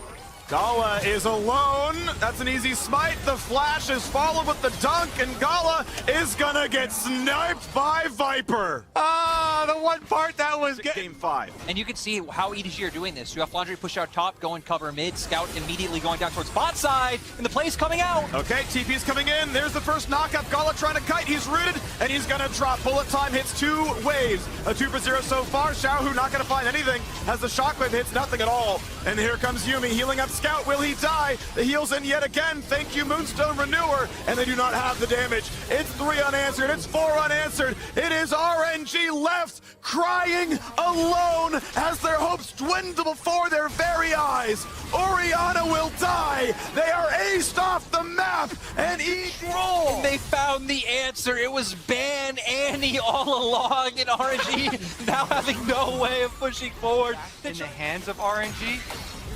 Nicely executed there, and just look at the mountain they've created for themselves. Oh, they gotta keep climbing it. Or will they find a way to fall? RNG have team fought well from ahead and from behind. Wei is in danger. Wei will die. JJ here to chase in onto Ming, forcing that flash, but Scout is here as well. A nice acrobatics, but it will not matter. That'll be 2 kills again, unanswered. EDG 7 in a row. And now for EDG, going to be able to take this mid lane turret. They can even keep pushing forward, probably get a second charge off, get some wards down in enemy jungle, take Dragon. They're just going to get everything on the map for this. Lane charge comes in, won't kill the turret, but it's going to get low. Second Dragon claimed as well. If they want, they're on pace for a sub 28-minute Infernal Soul. You know you can't sustain any sort of fight. With the extra healing on their side, with the extra poke coming through, RNG have been routed away from their own turrets. Yeah, Xiaohu, though, seems like RNG still by RNG. At least they'll make them check it, but you can easily solo Dragon. Graves has so much life steal, no problem. Here we go. Dragon Soul Point. 28. Probably dying on this wave. EDG will grow their lead above 7,000. Viper needs 1 auto attack. Brian gonna zone him out. Threat of the shockwave now down as he command protects, and that means Viper can find the first one.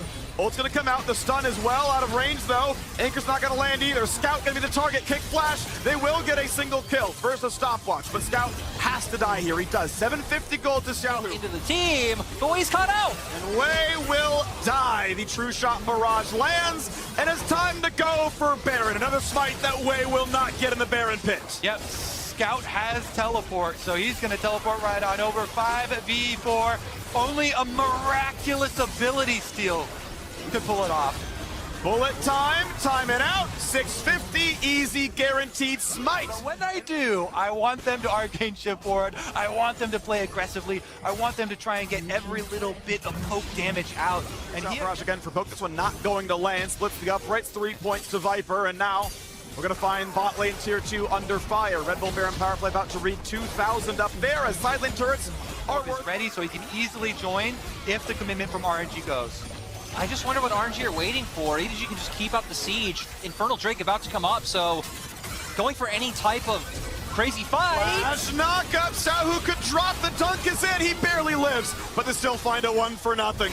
That is a kill onto Wei. True shot barrage might almost hit. It's close. Bullet time comes across, but it's not going to be enough. Instead, it is time to die. It's a 2-0. EDG diving into the base. Flandre brings a stopwatch. Viper Arcane shifts forwards. Flandre's the target, but Xiaohu is the death, and the same goes through for Gala. One man left alive, crying as RNG's hopes at a world title fall. EDG, it took them 6 attempts, but this time they will knock down RNG. This time, EDG won it all. This team, EDG, are headed to the semifinals. And it is on this day that EDG will finally break that world's curse.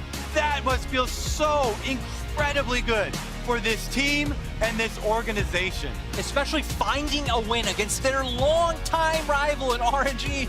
We've been hitting on it all day. 10-1 for RNG the past few years. EDG get one back, and they get it back in the highest pressure moment you could in life or death at Worlds. And it feels like so many members stepping up, but Viper especially, they put faith in him in this series, and he delivered. The LPL Summer Split champions are still alive, and they now remain the only hope of the LPL at Worlds. Maybe bittersweet to knock down your countrymen, but you're top 4 at Worlds, and you're waiting for that Gen.G Cloud9 match. You say, that looks winnable. That looks like a trip to the World Finals, and that's your road. I think it is fitting for all of the support of the LPL to now be funneled into EDG. After all this time, finally being focused here and them being set up to reward the entire league. I think especially when you look at the roster, they clearly tried to build this quote-unquote super team of bringing in people like Flandre, who are always touted over the years in the LPL, bringing in Viper, who doesn't need any introduction from his Griffin years, and finally being able to put things together. JJ for a long time viewed as the weak link, was the weakness in the LPL, came to Worlds, and this has by far been the best performances he's been putting up of his whole career. Just good to see him happy. Walking around, they finally did it. Just happy to see him win, happy to see him enjoy the moment. It is going to be sad. It's going to be a much more passive laning phase coming up from Scout. Yes! The Seraphine makes it here at Worlds. Oh, Freak, I know you're in love with this pick. Yes! You're definitely in love with the supportive. At least in laning phase, Mako and Viper definitely not living up to what we saw in the LPL. Got a jungler coming though. And it's going to be time to try to fight on to Ruler. The flash, the exhaust, the Gatos finally up through goes off, decent damage on a Ruler. Is it going to be enough now? Flash to follow, beautiful by Gen.G.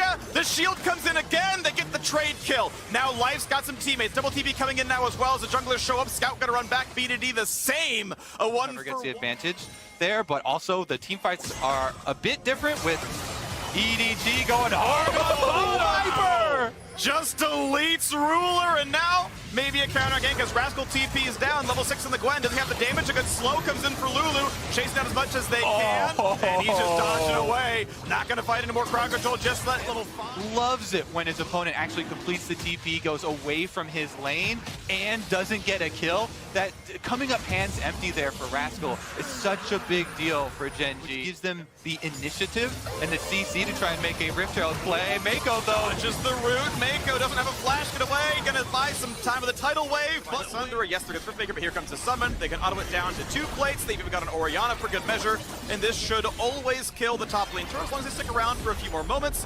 They'll get the damage, they'll get the turret. They are choosing to cross map. Now it's worth noting though that EDG have bot pressure because they've got the mythic difference. Reasonably partial to at least some level of crit on the Misfortune. Gonna go in for the play. Double auto. Gets the Q. Oh my word, that is a lot. Coming out from the side of EDG. Now they're gonna be able to turn to Dragon first and pick up this objective. Down to 3k health in the Herald. They gotta make sure Clit is around for the smite if he wants to go for it. Not gonna be claimed here by Gen.G. Is there a team fight though? As we look to find a stun on the 2.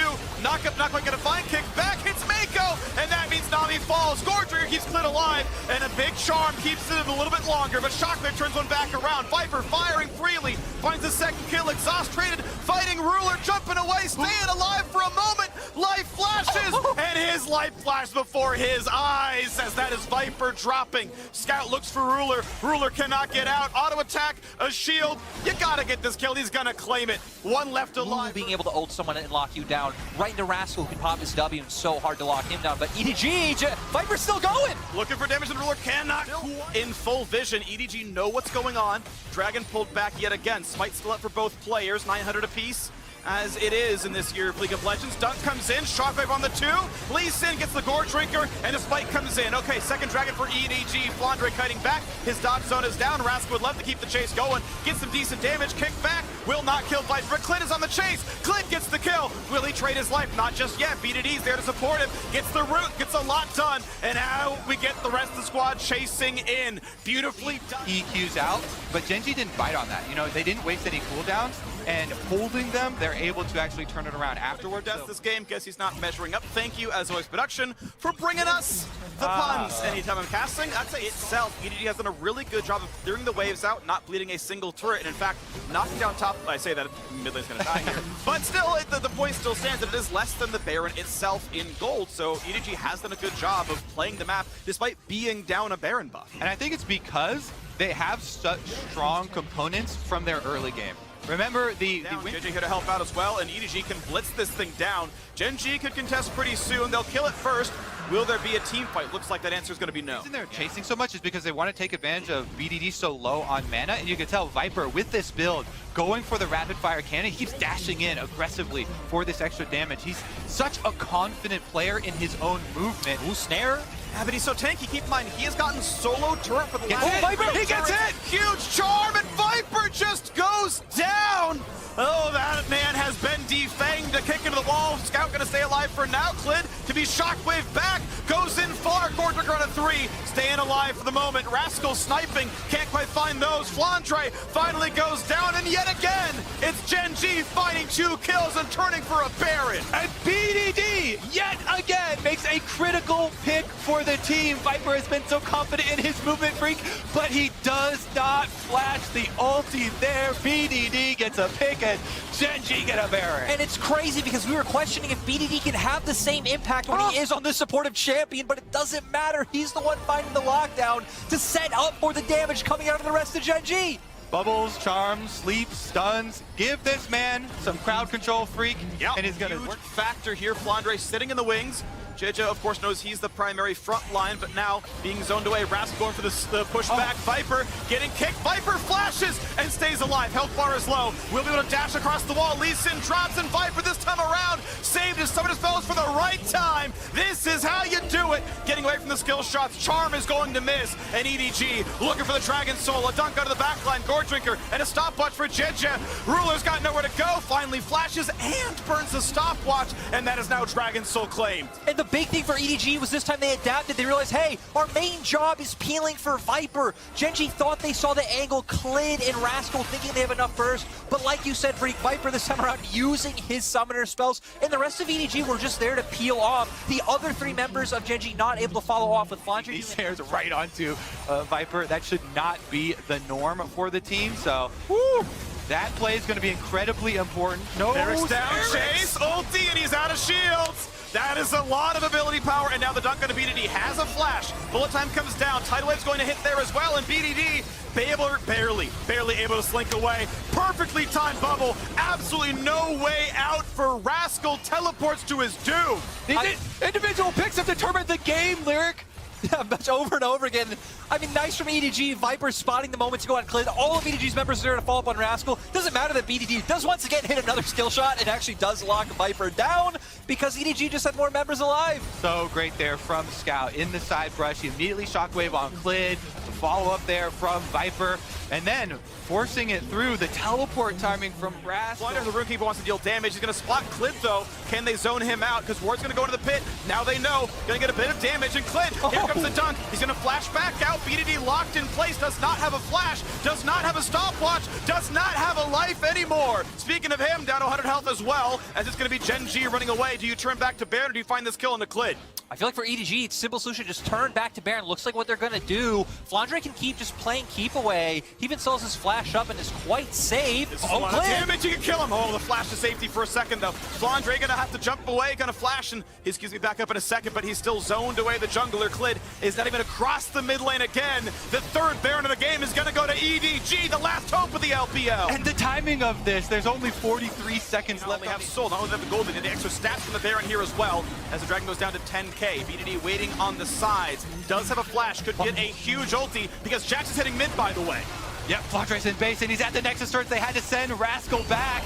Can he even cover the Jax? The Nexus turrets are melting, and they're teleporting! Scout, they're trying to end it now. Let her leave a man behind. Shockwave gonna be Zonia's, but the Nexus will fall. We have seen these fights before, and yet again, the LPL wins the base race. Game It feels like with the Renekton, right, it's just comfort for Rascal up in the top side. They do have a lot of early game power coming out with both the Lee Sin and Rakan as well as that Renekton. Jhin, of course, been able to do fine in that bot lane. So our EDG, again, sticking with some identities of scaling in their composition. But Rascal returns to the scene of the crime. All right, Scout's gonna miss some farm, but now Rascal is flashless. He's caught up a little bit of CS. Healing, his Q's now on cooldown. There's the knockup, there's the combo. Scout pulled the map is connected. Flandre able to play very self-sufficiently. Has been getting his own vision if you do look at River to where he's able to play like this. Rascal fighting it all in though. For a lot of damage. Second dash gonna be up soon. Flandre! Oh, Rascal! He was first. Way he'll be able to follow, and that slice and dice forward in the path that Flandre would go, so critical to make sure he'd be able to finish that one off. And then nice by Clid. Point about Flandre trying to be self-sufficient, of Gen.G punishing that. Ace comes in, they get the root onto Lee Sin, just barely, but a charm and knockup. Mako wants to tank the Q from Lee and is able to do so. The big health comes across. Ward have to kick backwards. Is this gonna be enough to kill out Viper? He's running for his life. His health bar is at 1 and he's gonna go down. Are so important when your mid game here hinges on so many of these picks and trying to make these plays. They're still going to be attacked there. Finds a knockup. Actually able to catch BDD, who jumped in but couldn't get the push back. However, Lee Sin is on the follow through, and Clid gets a third kill of the game. That's going to be Scout locked up, not quite dead yet. Sidesteps the Sonic Wave. That would have been a chase down for sure. And just really nice play coming out from Clid. You can see all of Gen.G just working together on the map. Life making his way up as well to make sure things are safe. BDD going in, and it just shows the strength of having the support of these roaming supports able to follow. And Clid both came down, made sure, okay, JJ didn't come on his way over. No one's going for a TP defense. Ruler, 300 gold richer. Now the bot lane, I mean, I like this one. Also, if you're afraid of getting attacked, you flag behind. The AoE for the attack speed is very, very high. Put the autos Q back out. No one's going to gank you. They're not going to burn. You can overcommit to a side of the map and force your opponents to answer the hard push of the Herald, but it is a really good pick here. Good play by JJ, but still rooted in place. He's going to get kicked and killed. Well done by Clid. Best he could do. They call up the bottom lane, and Ruler with the Jhin ultimate opening up again. Clid finds another. 3 kills for him. Scoop back on a scout. Ruler lands the snipe, lands the kill. It just keeps happening. Is now that you do have all this priority with pushed in on side lanes and all outer turrets are gone, is exact sides. And BDD holding off multiple members here with extra pressure. He's basically just buying time for the rest of the team in the numbers advantage side lanes. Just some extra turret chip. This teleport very deep. They're going for the pick on the Renekton. They know he's isolated. They know he's away from the rest of the team. So Rascal going to be attacked and shut down. 500 gold goes through to the Keep grave. cursing both teams. Let's just keep talking about the comeback mechanics for each side, and we'll continue to have the back and forth here as EDG.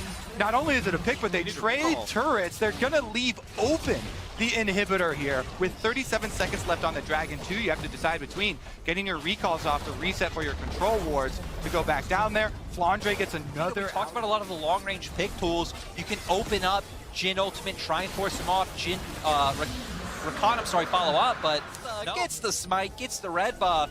And now Gen.G, of course, are going to posture towards top side of the map, look to get that vision down, because Baron now the only standing neutral. And for Gen.G, I don't think they have a great board here for Gen.G. So Rascal to teleport in. Life is looking. They're looking. They're going to find the knockup. Is it enough to kill BDD? Clid force back as well. Jinja so incredibly low. They get the Lulu ulti. Viper can take some of it. He's going to run his way out. Is this going to be a play?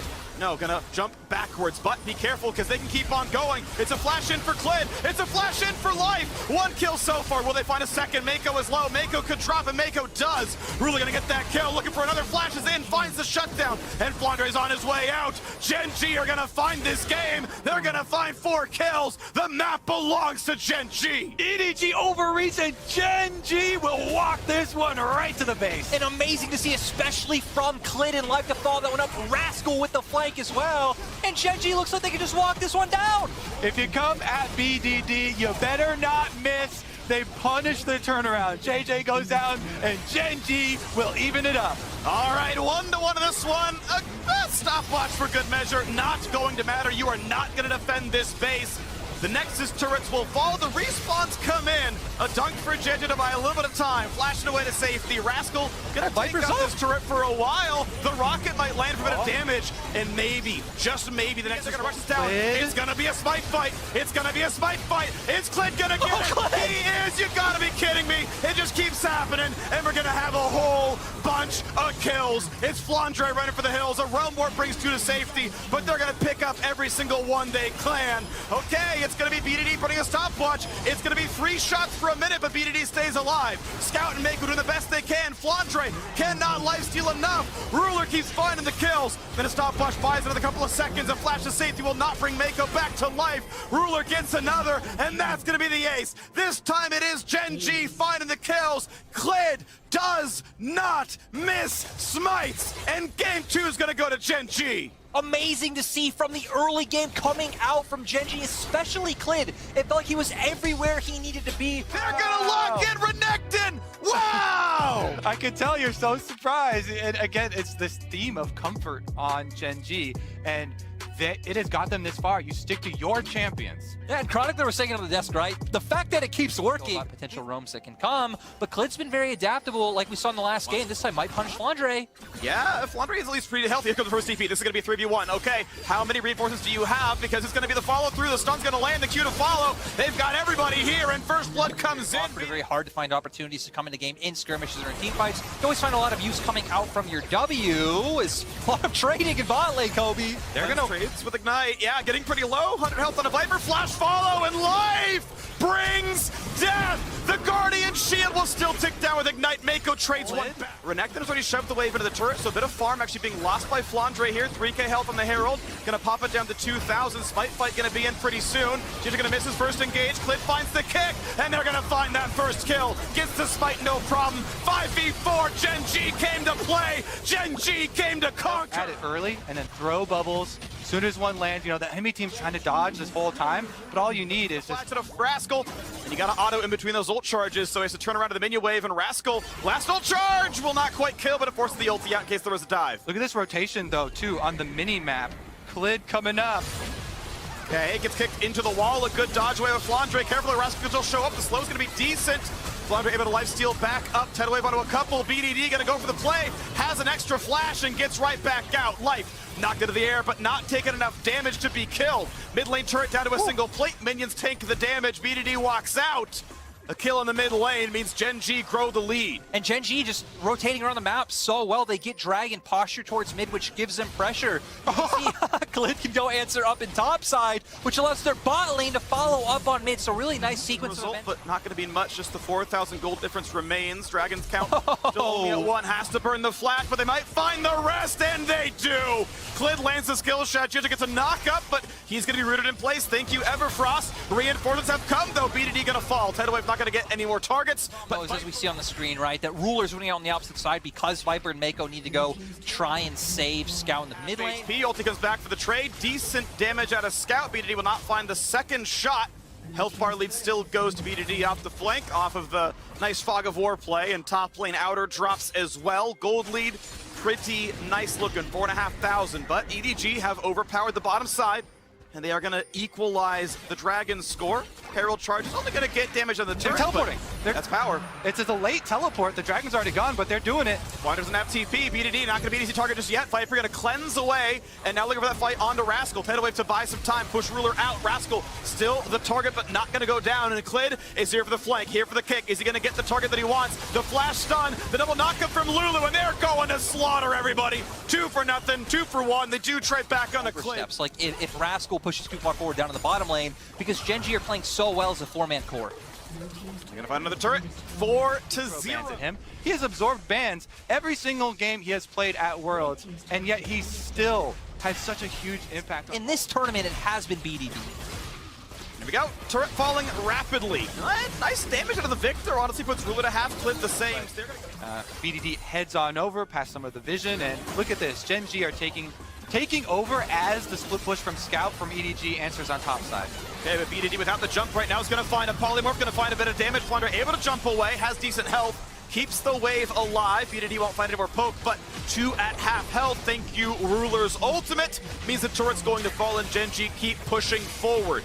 A turret trade on the side, though. It is an equal amount of farm gained and lost, equal number of turrets gained and lost. Scout In 10 or so minutes. Yeah, hoping that they can play a mistake-free fight at a later objective. That is the goal. They don't have much of a wave though. But EDG are answering so slow. Yeah, they can face check here. Or Gen.G can just tank the turret with their Renekton, usher up the minions. They get the inhibitor trade, and it's going to be. You have to recall soon. You can lose Nexus turrets. They're just trying to get some money. EDG are saying. Rascal gonna try to mark, right? He's the one in the way. 8,000 health in the Baron, still going down. Vision is gonna be in the pit though. The controller not far enough up to force it out. Life goes down! Viper refuses to play defensively, and this time he is rewarded. BDD pushed a bit low. Will it be a smite fight as EDG are staying in the pit for now? Clid has landed practically every single smite this championship, and be careful, Jarvan. Drop down, 5k health. Baron resetting, Rascal forced back. Scout's on the chase, down to 1k health. Ruler not gonna open up just yet, but Scout is going for more. Gonna find the slow, gonna find the assassination. EDG 2 for 0 from a gold deficit, have closed it down to half. Bullet time able to close out the wave, but they still get the turret. Actually gonna look to contest. Scout does have teleport though. So be careful. This one around, it's gonna be Flounder able to claim it. BDD's behind. Just his dash to live. BDD not gonna land the first bubble. That's gonna be a cooldown for a while. Flounder jumps into the pit. He can always E back out, but he keeps the Baron aggroed. There's the jump on out. 6,000 health now. Ruler still waiting to go. Sleep on a Mako. Gonna be blocked by Gen.G. No Q to land. 5k on the Baron. Is this the play? A jump in. Huge damage. They could try to burn Baron right now. They could have everything they want. Mako dropped low. Scout wants to burst. Clint pushed around. Is this the play? It's been claimed. That one goes to Gen.G. The kick does all right. It's a 1-for-1 so far. Flandre gonna be attacked. Flandre cannot kill Rascal. BDD at 1 health, but Scout is in. Scout is here for supremacy, and it's 2 more kills picked up. This is gonna be tough for EDG to win. Sticking around, but life is here. Jeja now as well. Can they force out Clid? He's jumped backwards. Should be smiteable soon, then it will go over. Dragon Soul Point, all 5 in the river. He hit so many bubbles. He took out JJ to 10%. Thought it was going to be just all she wrote after the jungler so heavily chunking out on the support as well. What can Gen.G get out of it? We're going to keep our eyes on Misfortune and on Zoe. Again, Zoe having so many angles she can play with in corridors like this. Gonna find Jidges yet, but there's gonna be a turret down to the bottom lane. Flandre in for a bunch of damage, drops Rascal well below half. And BDD, you poked, and you got poked back. You were flashed down and jumped down to 1k. Scout run around, a lot of move speed. And Rascal's got a flank play. Rascal's got his ulti popped. Rascal's gonna go in for this one. Bullets off the Scout, and they delayed 2. Rascal's huge. Viper trying to kite away. He will stay alive. GA popped, but EDG have to run for their lives. Flandre the attack, Flandre the target, and Flandre to die. Gen.G may lose the soul, but they win the fight. Yeah, when you don't have engage, you need to find those flanks. Rascal doing such a good job to set up the key damage from Ruler to take down Scout, who's been the key member for EDG in these fights. Again, the individual heroics from Gen.G. Got the wave. That's the big thing. He dunked, it deals AoE, he EQs out, and he's running at Mach 3. Thank you, Cloud Soul, but here's the new wave. This one will mean a turret, and they gotta buy 30 seconds. 20 for Scout, 10 for Mako, 30 for Flandre. Yeah, they got the wave, but there's another one right behind it, and Gen.G are gonna usher this one into the Nexus turrets. Viper ult on, gets away from the bubble. They gotta fight for this wave. Gen.G gonna do his very best to knock it up, but he should be dying for this one. Can they fight for the rest though? Healthbar's getting a little bit low. Tidal wave to clear out the wave as best it can. He's drowsy. He will be dropping. The kick back. Viper barely lives. 1 turret down. Second one gone as well, but Scout is here. Is it going to be enough? Will they get the Nexus? Viper's in for 2, but Ruler to knock down the Nexus. Gen.G 2-1. And Gen.G nation game from EDG. They're throwing it down. You bring out a pick that you haven't played in the Zoe. You bring out a pick that you haven't won on in the Kennen. This is a really different direction for EDG, but hey, again, they're still down. gonna be with the wave pushed in. Oh, that bubble could mean a lot. Yeah, they can find the knockup if the spells are back available. Find at least an auto attack going in for Clint. Here's it gonna be enough as it's Azir coming in, the Emperor, and the first kill comes in. And now JJ gonna fight for a bit more. Does trade it back. Is it going to be enough? He's channeling to teleport away. He's gonna go to sleep. Oh, Ruler in life, so they don't get anything out of there, and that's big for Aggressive. EDG. Gonna be stunned, gonna be locked up. This is so much damage. The ult comes in, the flash followed through with the Heartbreaker, and Klid is on the board. Yeah, really nice. More than 0, so I'll take it as a +1, and now Tidal Wave coming across. Big damage, the bubble's gonna land as well. BDD, he's ignited, he's got a shield, and he's just gonna drop Scouts on for 3. Scout is recalling, no teleport on Zoe.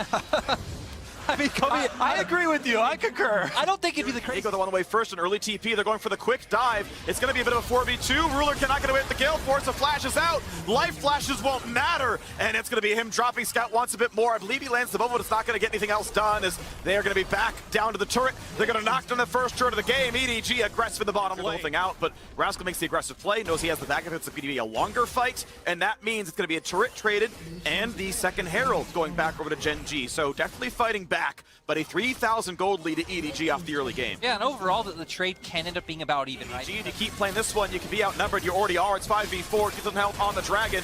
Smites have gone Klid's way, and they will yet again. He still doesn't miss. The TP comes in to take the fight. The dunk comes in. Klid won't find the kill just yet, and it's a swoop in. That's a 1, but the slicing Maelstrom turns it back. 3 kills so far. Kennen gonna make it a 4th, and look at that. Going up to top side now. Once Scout gets his turret, he can even make his way back down, try and put bubbles over those walls around mid lane if Ruler and Life step up, and kind of put this push. Almost kill, but as long as the reinforcements show up, they can do the rest of the damage. Bot lane already getting attacked and killed. Rascal gonna claim that turret, making the score 2-3. Watch out for Flandre, who does have flash up, so doesn't even necessarily need to find the flank, can go straight into Gen.G.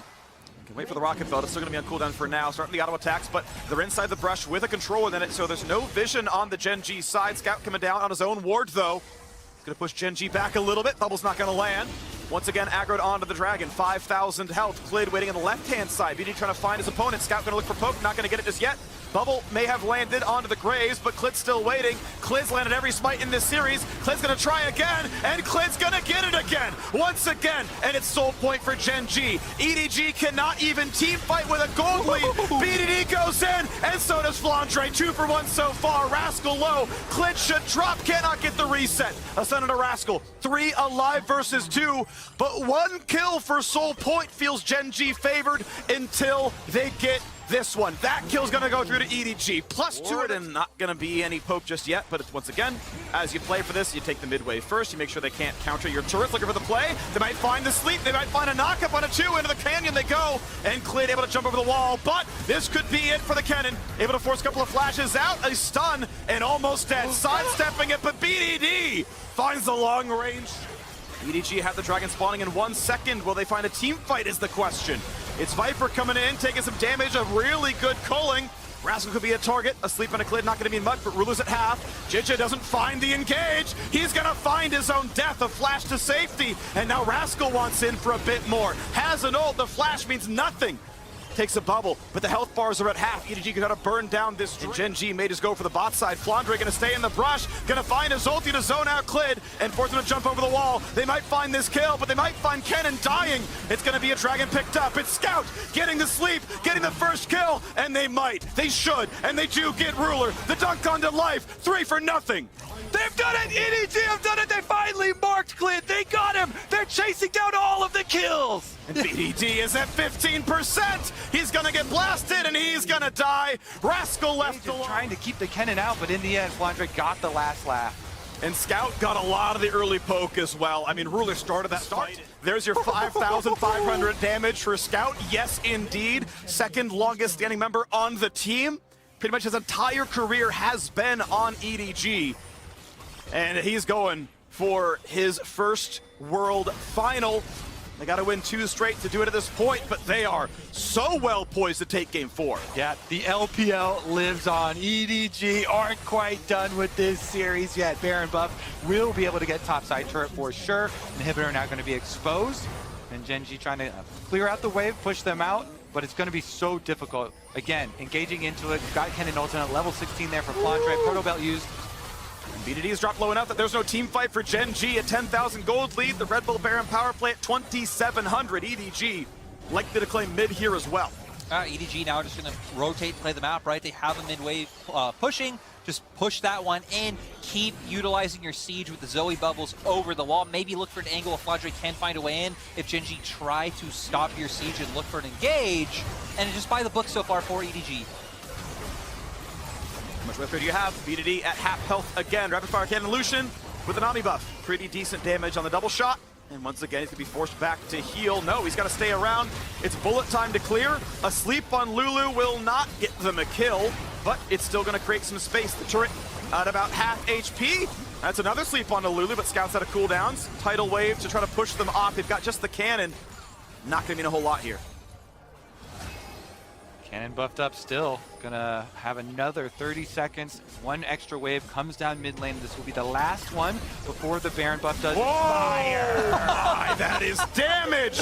Thank you very much. Cannon and Scout come together. That's gonna be mid lane turret falling as well, and you don't really defend this 5v4. You give the inhibitor for sure. The question is, what else are you going to lose? All the way back in the fountain goes BDD, and it's time to go for the Nexus turrets. They've got double cannon. They got a whole wave. They got a 5v4. It's a jump in. Scout is legendary. Looking for the dive onto the Nexus turrets now as Clit is low. Rascal trying to stay alive, and here comes the last final dive. Slicing Maelstrom, cuts Gen.G to pieces. BDD tries his hardest, finds nothing.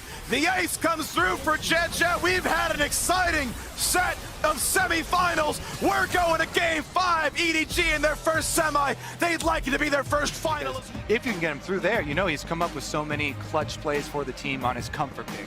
Yeah, and now with the Orianna and Ryze rounded out, definitely feels like Gen.G more indexed into that solid 5v5 team fighting. They have the ball. Important objective. Oh, BDD gonna be in range almost, only for a slow though. Able to sidestep the knockup and walks away, but that doesn't mean he's gonna drop a couple of CS here. And can they train for a bit more? I mean, Scout could theoretically go for the big root. Yes, he does. EQ's gonna be back up. The flash follow! That shoots in yet again. It won't kill with just the charge. Renekton finally now gonna take the recall. Turret down pretty low. Play on the top side. They've got the root, they've got the knockup, and they're gonna find the second kill. Scouts 2-0. Last time that happened, they won the game. Life wants in, but do you really want a 5v4? Jin opens up, looks for the shots. Continue this play and to take this dragon. They get the teleport out early as well. Answer, dragon picked up by EDG. Successful Now as well. Mako's gonna walk up, good sidestep as life dodges away, but they may still go for this dive. The turret's not gonna live very long.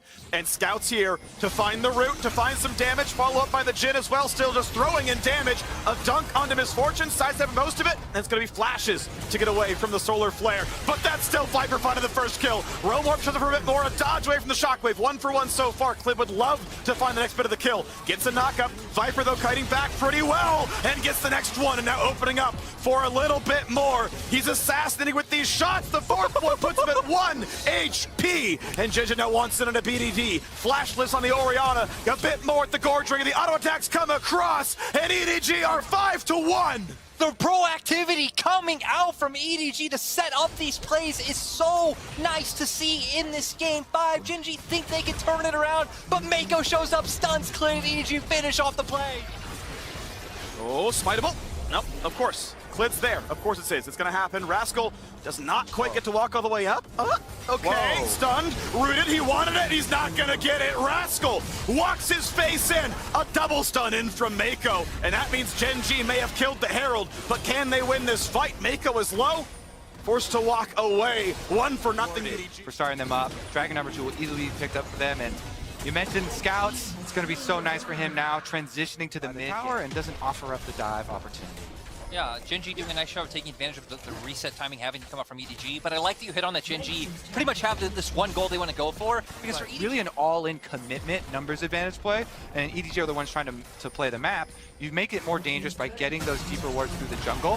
That has been attacked, but EDG are giving away the control as Ryze is clearing mid, and Life is in for the flank. Gen.G go in, they find the knockup. They look for the kill, but Viper stays alive. Will they kill Mako? Yes, a 1-for-0. The shots come across. Ruler a bit isolated, but will not be hit by the skill shots. Rascal a bit low, and Life has been traded back. The dunk comes in. It's 3 unanswered. A stopwatch for Scout, and he stays alive. It's the ace. It's Gen.G falling. It's the last hope of the LPL. It's Baron on the map, full control, being able to push in.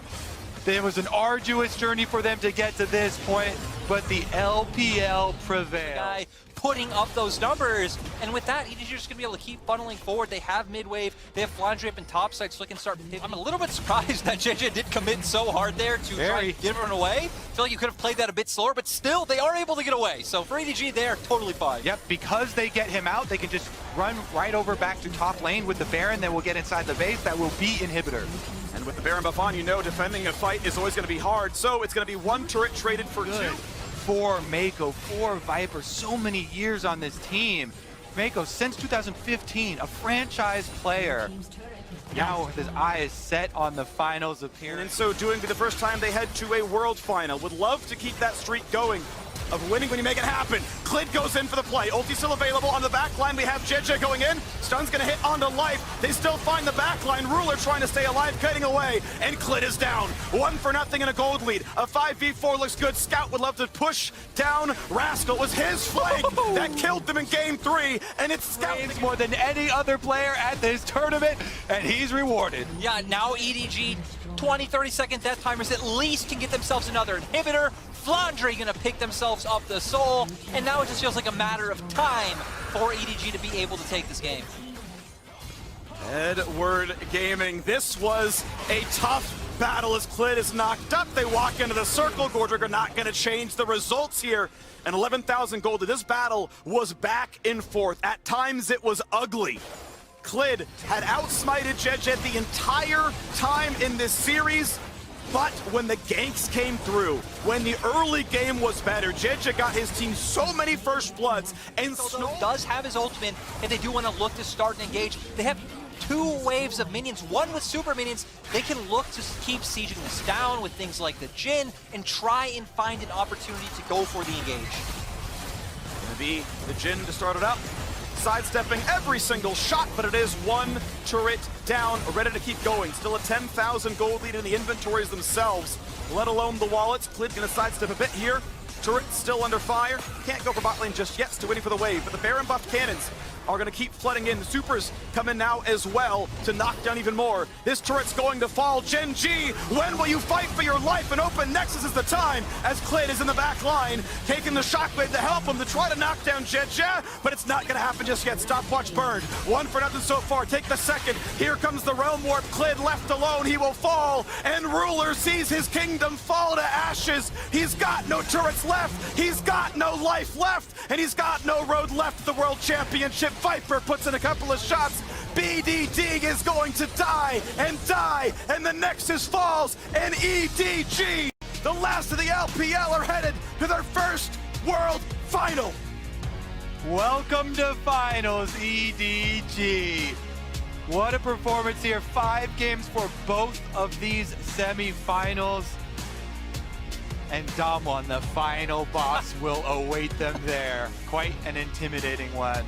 For now, revel in the success that you have had here, EDG. First time in semifinals, first time victory. Also going to be the first time in World's history that we have an LPL first seed facing an LCK first seed in the finals. 2 regions that people have viewed as the top tier of League of Legends for so long, getting to duke it out to see who will lift the trophy. EDG now going through 10 games in playoffs to make it to finals. We're gonna have to see how much they did learn from this. So many individual standout performances across this series. We're gonna have to see that in full force if they want to be able to take the Summoners Cup. I'm really hoping for more engaged supports for Mako. Finally, threw off the enchanters. Love it when they have more proactive looks. Him setting up plays, you know, forcing on bottom side. Flandre saying, just pick me Graves, man. I also want to highlight Gen.G because Gen.G has long been viewed as the weakness of this roster, particularly in one series in summer playoffs. He got subbed out because of how bad he played. Comes into Worlds, and honestly, he's probably been the most consistent high-level performer for EDG. Joined the squad back in 2019 summer, the youngest player on the squad at only 20 years old. And again, he's having a fantastic Worlds. And he's gonna fight against Canyon in 6 days. His early games were great. He got at least 4 first bloods. It might have been 5, but I don't know, 3 of those turned into wins when it happened. Again, the bot lane, the mid lane, that's what ended up being the focus.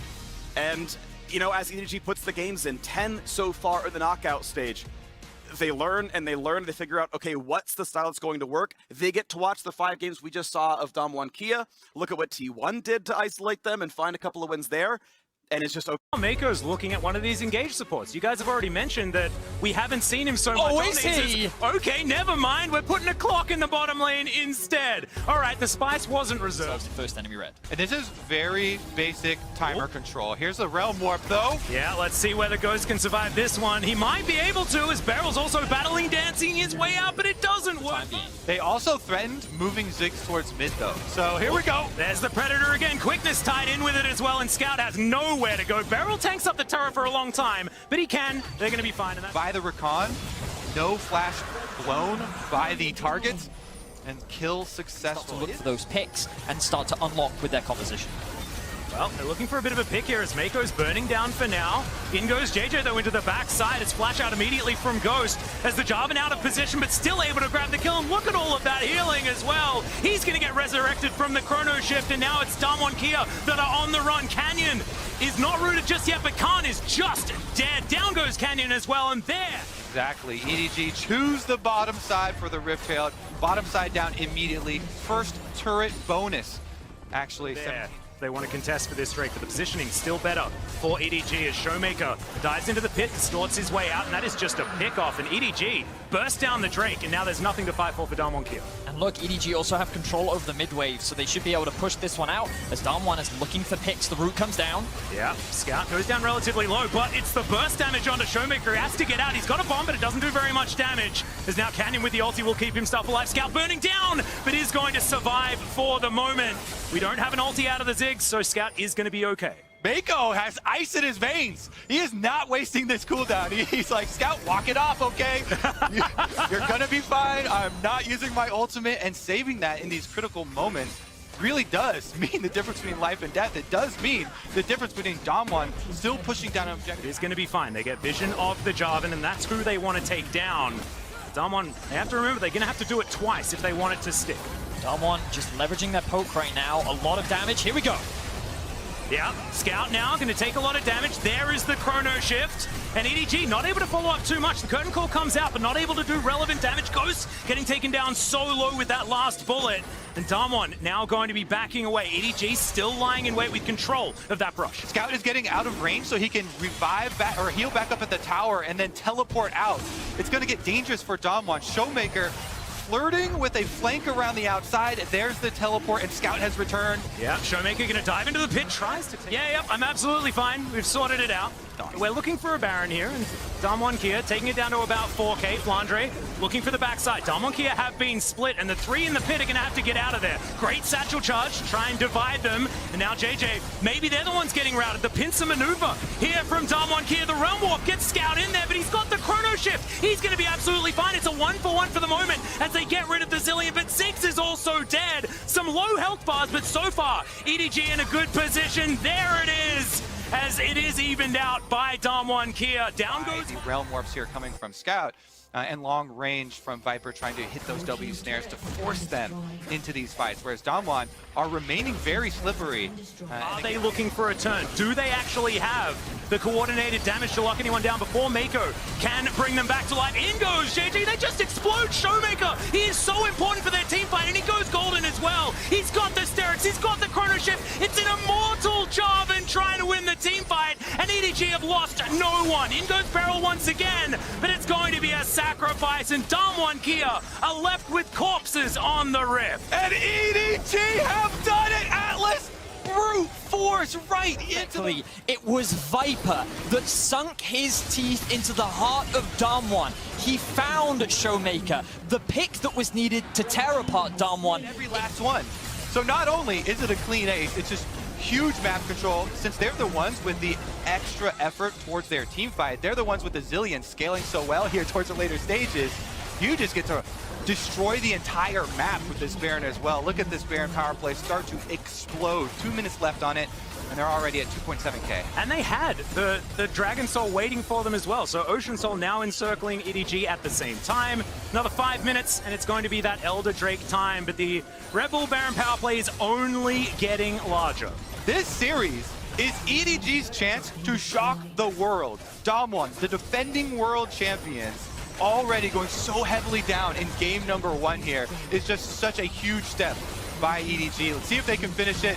The attempts at split push here from DWG are going to get outpaced very quickly by a full Baroned up team. Yes, this is a lot of minions and a lot of champions here. Showmaker looking for a bit of a flank, but there is no real option. Khan's going to be backing, look to try and get back and assist the rest of his team, but his house has been blown up, gentlemen. It's not a great time as Showmaker able to get himself out of the Cataclysm, but EDG, they can do this all day. Forced to flash, and oh look, the Realm Warp is coming through immediately. They're going to rotate up to top. They've circumvented the wave that they don't have by leveraging the Realm Warp, and they're now looking to break onto the final inhibitor. Not that many minions, so DWG should be able to hold. And look at this, Mako also clearing out the flank. That is kind of holding the line against EDG Siege, but look, they're going to commit again. The wave clear continues to come through, but perhaps it will not be enough. The 5-man of EDG looking to go in. Flash Cataclysm comes forward, and JJ just trying to put them in position, but it's Canyon. He's got the ultimate, and now the dive forward from Beryl. It does not work out. The Grand Entrance only hits one, and then he just pops like a balloon. The Wind Wall looks comically ineffective as now the Nexus turrets are falling, and for a series that so many predicted was a 3-0. Yes, it might be, but it's not going to be for DWG KIA.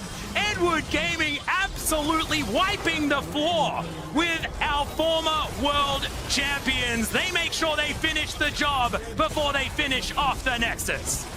EDG with going as Cassidy, the other option. So yeah, I'm glad he didn't play that. I mean, I don't think I ever liked it when he picked it. I'm not going to lie, even though he did do some winning. And Flandre throws it down. You steal away my shot out of all of them in game 1. And biggest factor here, fellas, is of course the teleport that you were able to secure. A single target, and yes, it can be very effective if that single target closes to you, or... There's the ultimate. Kiana goes right into the wall, and that is indeed a second Rift Herald. Looks like that was what they've got their eyes on, and in goes Beryl once again. Ulti available for Showmaker. Let's see where he throws it out. There's a golden tag, and the ultimate comes through from Canyon as well to try and help out. Showmaker goes golden with his stopwatch, and he's going to keep himself alive, and this is a bit of a wash. This is one of those scary points about this, those choke points when playing against composition like this. Yep, and it's going to spell about a 2,000 gold lead, but there is a little bit in the bank for EDG with the fact that they were able to lock down the Rift Herald. So we'll see whether they can make that one work. Still, first brick available, mid lane very low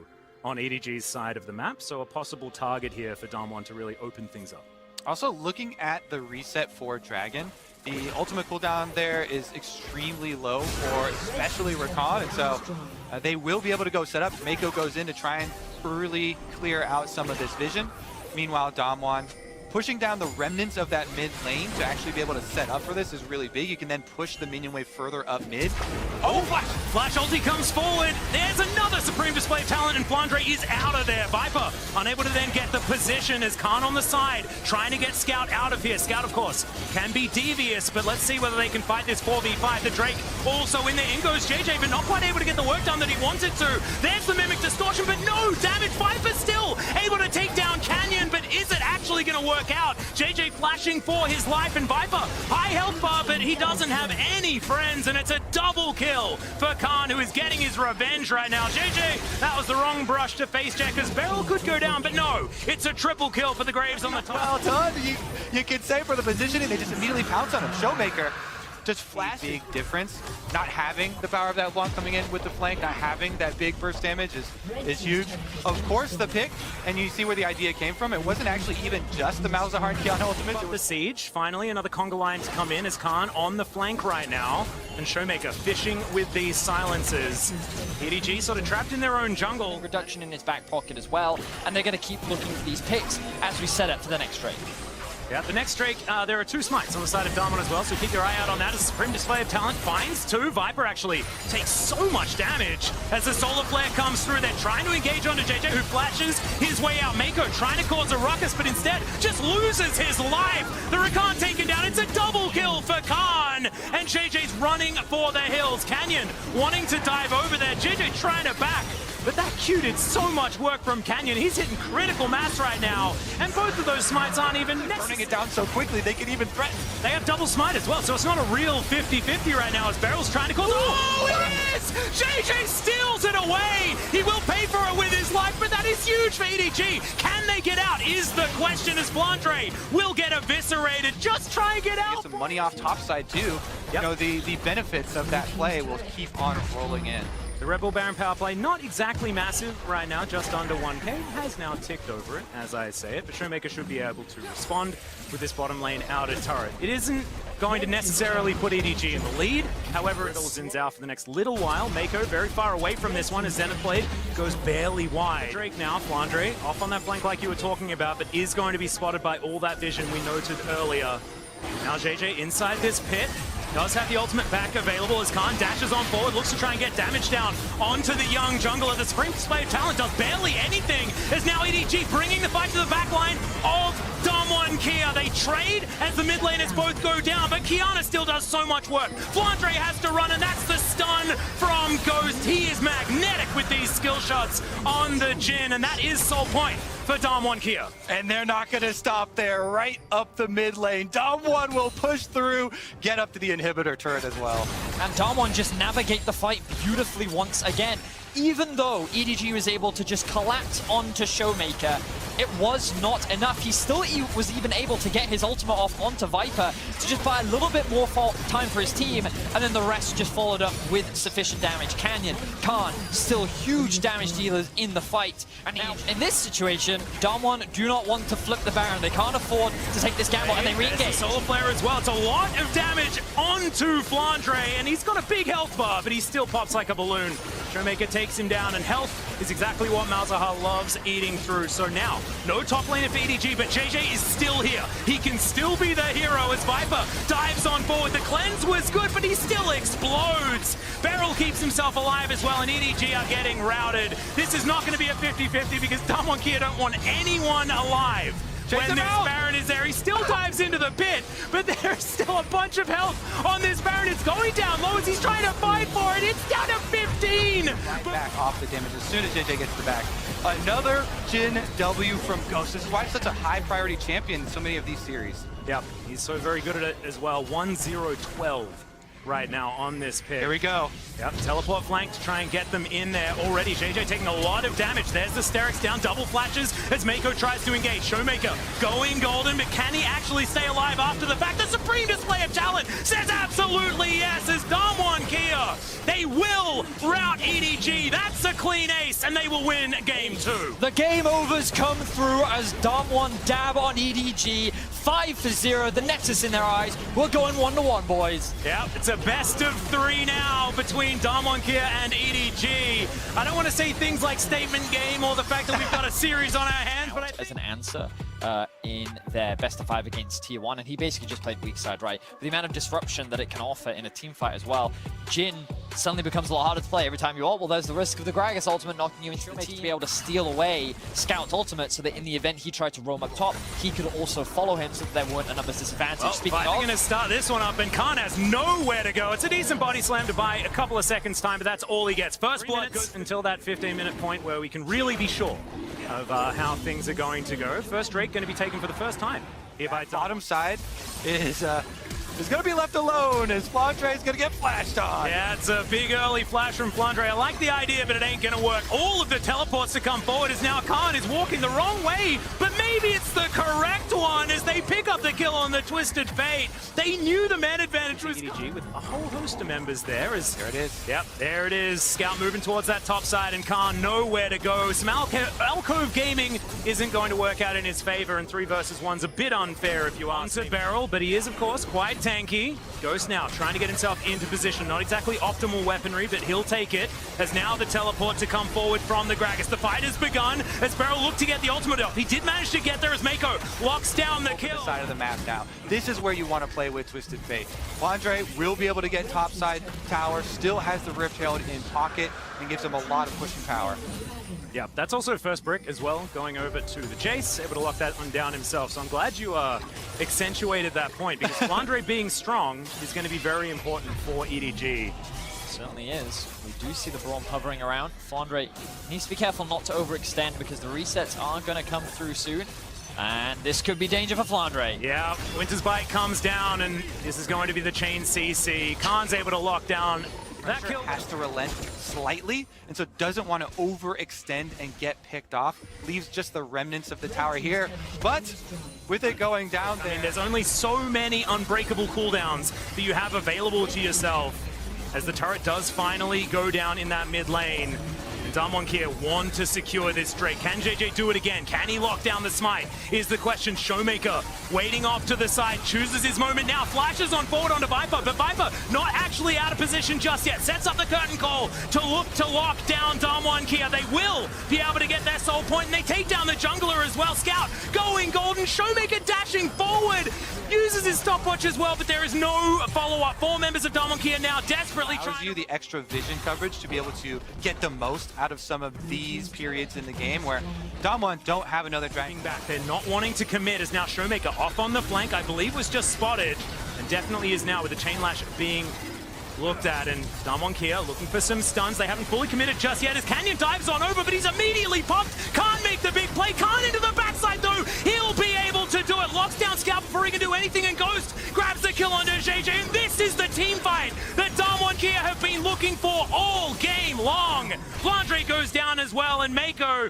he's running for the hills, but he's not going to be able to stop this infernal soul going down. That's going to be so big. Not only do they stop the soul, but they can also just run straight up to Baron. They have so much damage. EDG have not been able to split push strong enough. They have not been able to spread out Damwon. And it's what could very well make them world champion again. Yep, they were able to bide their time through all of the early... And it melts thanks to the damage from Ghost. Well, the curtain call comes in. Can Viper do enough damage to deter Damwon Kia from this Baron as Showmaker? There is a blast cone still available. Looks for the chain, but doesn't quite get there as Canyon gets the kickback, immediately goes in to the stopwatch. Beautifully done, and they're going to be the picks. The top side goes down first, and it's a bloodbath.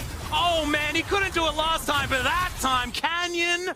beautiful. Perfect turn here from Damwon as they chase down Viper as well. Gonna be the big push. That team fight, Vedius has been able to bide its time, and with the extra damage from the soul as well. It's just patience is the best way to describe. Their composition is just so important. Khan off to the side, he can play bodyguard so beautifully on this Gragas as well. As you can see, just up to the front line, feeling very good, and the Elder Drake has spawned. Now the team fight gonna break out yet again as Beryl going down very, very low, but Viper was the target, and Viper will be taken down. Beryl's he's still alive. What is going on here? Flandre and Scout, the last men standing, and look at this, they're stealing it. Thankfully, Beryl finally falls as the Destiny steals away that kill, but it's still a massive fight win for Damwon Kia. Yeah, it's going to be a massive fight win, and that is going to lay destruction to the base. Teleport immediately over for the push with the Baron. Make the most of it. Yeah, they decide that they don't even need the Elder Drake because, of course, the Nexus is the prime target, and Damwon Kia are pushing forward. It's going to be this one caster minion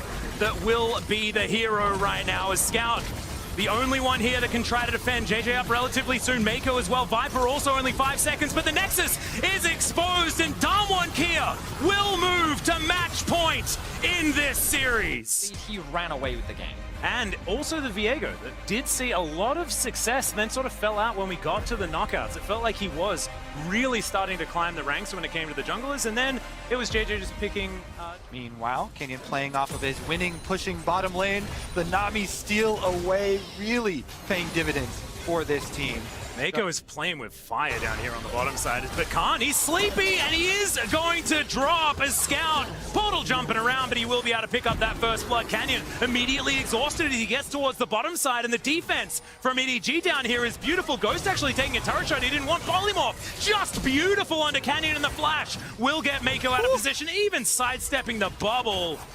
Damn, they're controlling the map. It's just very, very powerful, and they will be able to take this first Infernal Drake. Next one going to be... Yeah, it's going to be another steal away as Bubble lands on the bottom side of the map. Khan taking a fair bit of damage here. Some needlework goes on in, but thankfully he's immune when you're not in that circle. Double exhaust to go down as there's the tidal wave. Viper taking a fair bit of damage, and once again he's going to get bubbled as Canyon now on the bottom side, and the curtains have been called. The wild growth comes in, but I don't think it's going to save them as finally Canyon's on the board, and they'll wipe out 2 bottom lane. Themselves opening it up for a bottom side play. And if they didn't, DWG KIA would look very, very silly right now. Because if they don't win that lane, they have nothing that's winning on the map. The talent is literally useless, and it all falls apart. But now, it's going to be Canyon immediately blowing up. So I apologize for the cast curse if they're ahead from this particular point, and especially by a margin like this. One of the bigger ones we've seen. Back in a way that we love to see. DWG, they team fought very well in the last game. But it felt like scaling composition, but can you get onto the map in order to try and claw your way back is going to be the question. Star and EDG, they're looking to have their lunch and eat it too. They do take down Seed control over the river, and that gives the 3rd Drake over to EDG. But now DWG looking to go on the offensive as they attack the mid-tier 1. Yeah, they should be able to answer for this one, but what will EDG be able to offer is going to be the question. That bubble was absolutely beautiful from Scout as the shockwave hits 3 out of nowhere. Is the follow-up going to be there? And the curtains are called, and that's going to say yes. Scout still unable to get quite out of position, and Showmaker picks up the kill in the end. Well, I didn't even see it. I believe he's immune. People have told me that. Canyon. Have they? The back of the pit. It's definitely frustrating. All summoners are up for both sides, by the way. This is the big moment for both of these teams. EDG wanting to get to this soul point. JJ's smites have just been so good. He dives in, and of course he steals it away. DWG KIA, can they actually find a team fight, though, is going to be the question. We still have to capitalize on all of their efforts. The only response is a slight move 30 minutes into this game. Oh god, that's melting. Yeah, this is going down so incredibly fast, and no one is in position. They just didn't even really know. It's Khan. Bounces into the pit and decides that he doesn't want that whatsoever. He will get popped, and now DWG find themselves with a man disadvantage, and EDG with Baron as well. EDG are pushing DWG all over this map. Thankfully by them with superior positioning, getting there first, immediately just unloading into it, and we're stopping some of the backs here too. They can take over everything. Flandre is an absolute monster in this top lane. Level 18, by far the highest level in the game. He has 4 items completed, one of them being the Infinity Edge.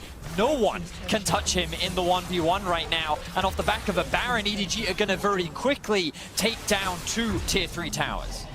This is actually reminding me of some of Flandre's old Gangplank games where he just gets levels seemingly out of nowhere, and then he rocks up to a team fight with all of the items in the universe. This is, of course, dating back to quite a long time, but that's exactly what he's done right here. This Graves is 6 levels ahead of Beryl. That's what dedication to pushing your side lanes gets you. Remember that mid lane play that we talked about where DWG forced it by keeping all 5 in mid and Brute Force taking the tower and picking up the extra kill? EDG, well, bubble lands here, actually. Yeah, this could be the pick-off. The minion wave turns up in the nick of time, but Ghost could be the one to go down, and he absolutely is. The Heartbreaker comes in, but now JJ in a bit of trouble. He just gets himself over the wall. Canyon explodes as well, as Nami is turned into a fish finger. Showmaker now at about no health, as Khan's doing his very best to be the hero, but it's not going to happen this game. As DWG KIA are routed once again, they're running the wrong direction, and EDG should be taking this game. In fact, Flandre, he's taking inhibitors himself. Rumors of the LPL's demise have been greatly exaggerated at Worlds this year, my friends. EDG will just put a stomp down on game number 4. Push us to Silver Scrapes, push us to that game 5, Alice. Chow kind of looks like the last jungler left, and that is what they will go for. So, the final drafts of the World Championship 5th game have now been here from Canyon because he recognized that Viper and Mako wanted to go back to base, get their reset out, and I'm very confident this is the earliest Drake of the series. Yes. All Drakes have been starting at like 11 minutes, 12 minutes after the first Herald has already been taken. But as you rightly said, Canyon wants to get ahead of the game here. Beryl now just trying to navigate this area, the bubble. Not actually going to get too much joy as JJ taking some damage. Beryl dives on in. Now is very deep as they all try and collapse onto the Leona. Can we burst down the Herald though, Darmon, is the question. And the answer is absolutely not. As EDG, they get their pick. They look to try and secure it as Canyon walks in smites it away. And he played the opening so well. It was off his instant reaction with his Xin ultimate. Oh, there's the flash forward. Khan is dead.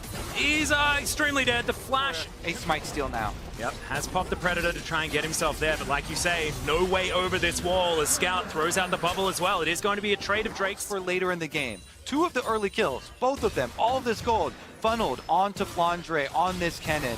And with him reaching very close to level 11 and having his jungler here. This is a problem. He's decided to commit, but he throws away the ultimate, and JJ's easily able to out off of bottom and make it a trade. Yep, they're going all in on this one as well as Mako decides to go forward. There's a Mega Inferno Bomb. This Viper not taking too much damage from it though, as Gen.G KIA hard commit. They do take the turret. Satchel Charge going to help out, and Showmaker turns up. It wasn't necessarily needed for that one. In the end, they can fight over this next dragon. As we, of course, have the Ocean Soul available to us. Showmaker looking for the stun, does get it onto JJ there, who immediately has the Crescent Guard to stop himself from going down. But now, another cooldown unavailable. Scout did use his TP to join the fight.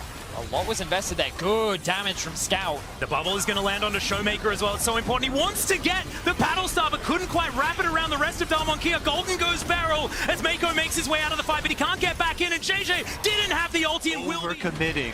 Barrel there. He does not hesitate. He waits until he sees the whites of their eyes. The Rakan is right next to him, about to charm. Then he hits the stopwatch. They draw out the cooldowns. He still has his flash. He walks away unscathed.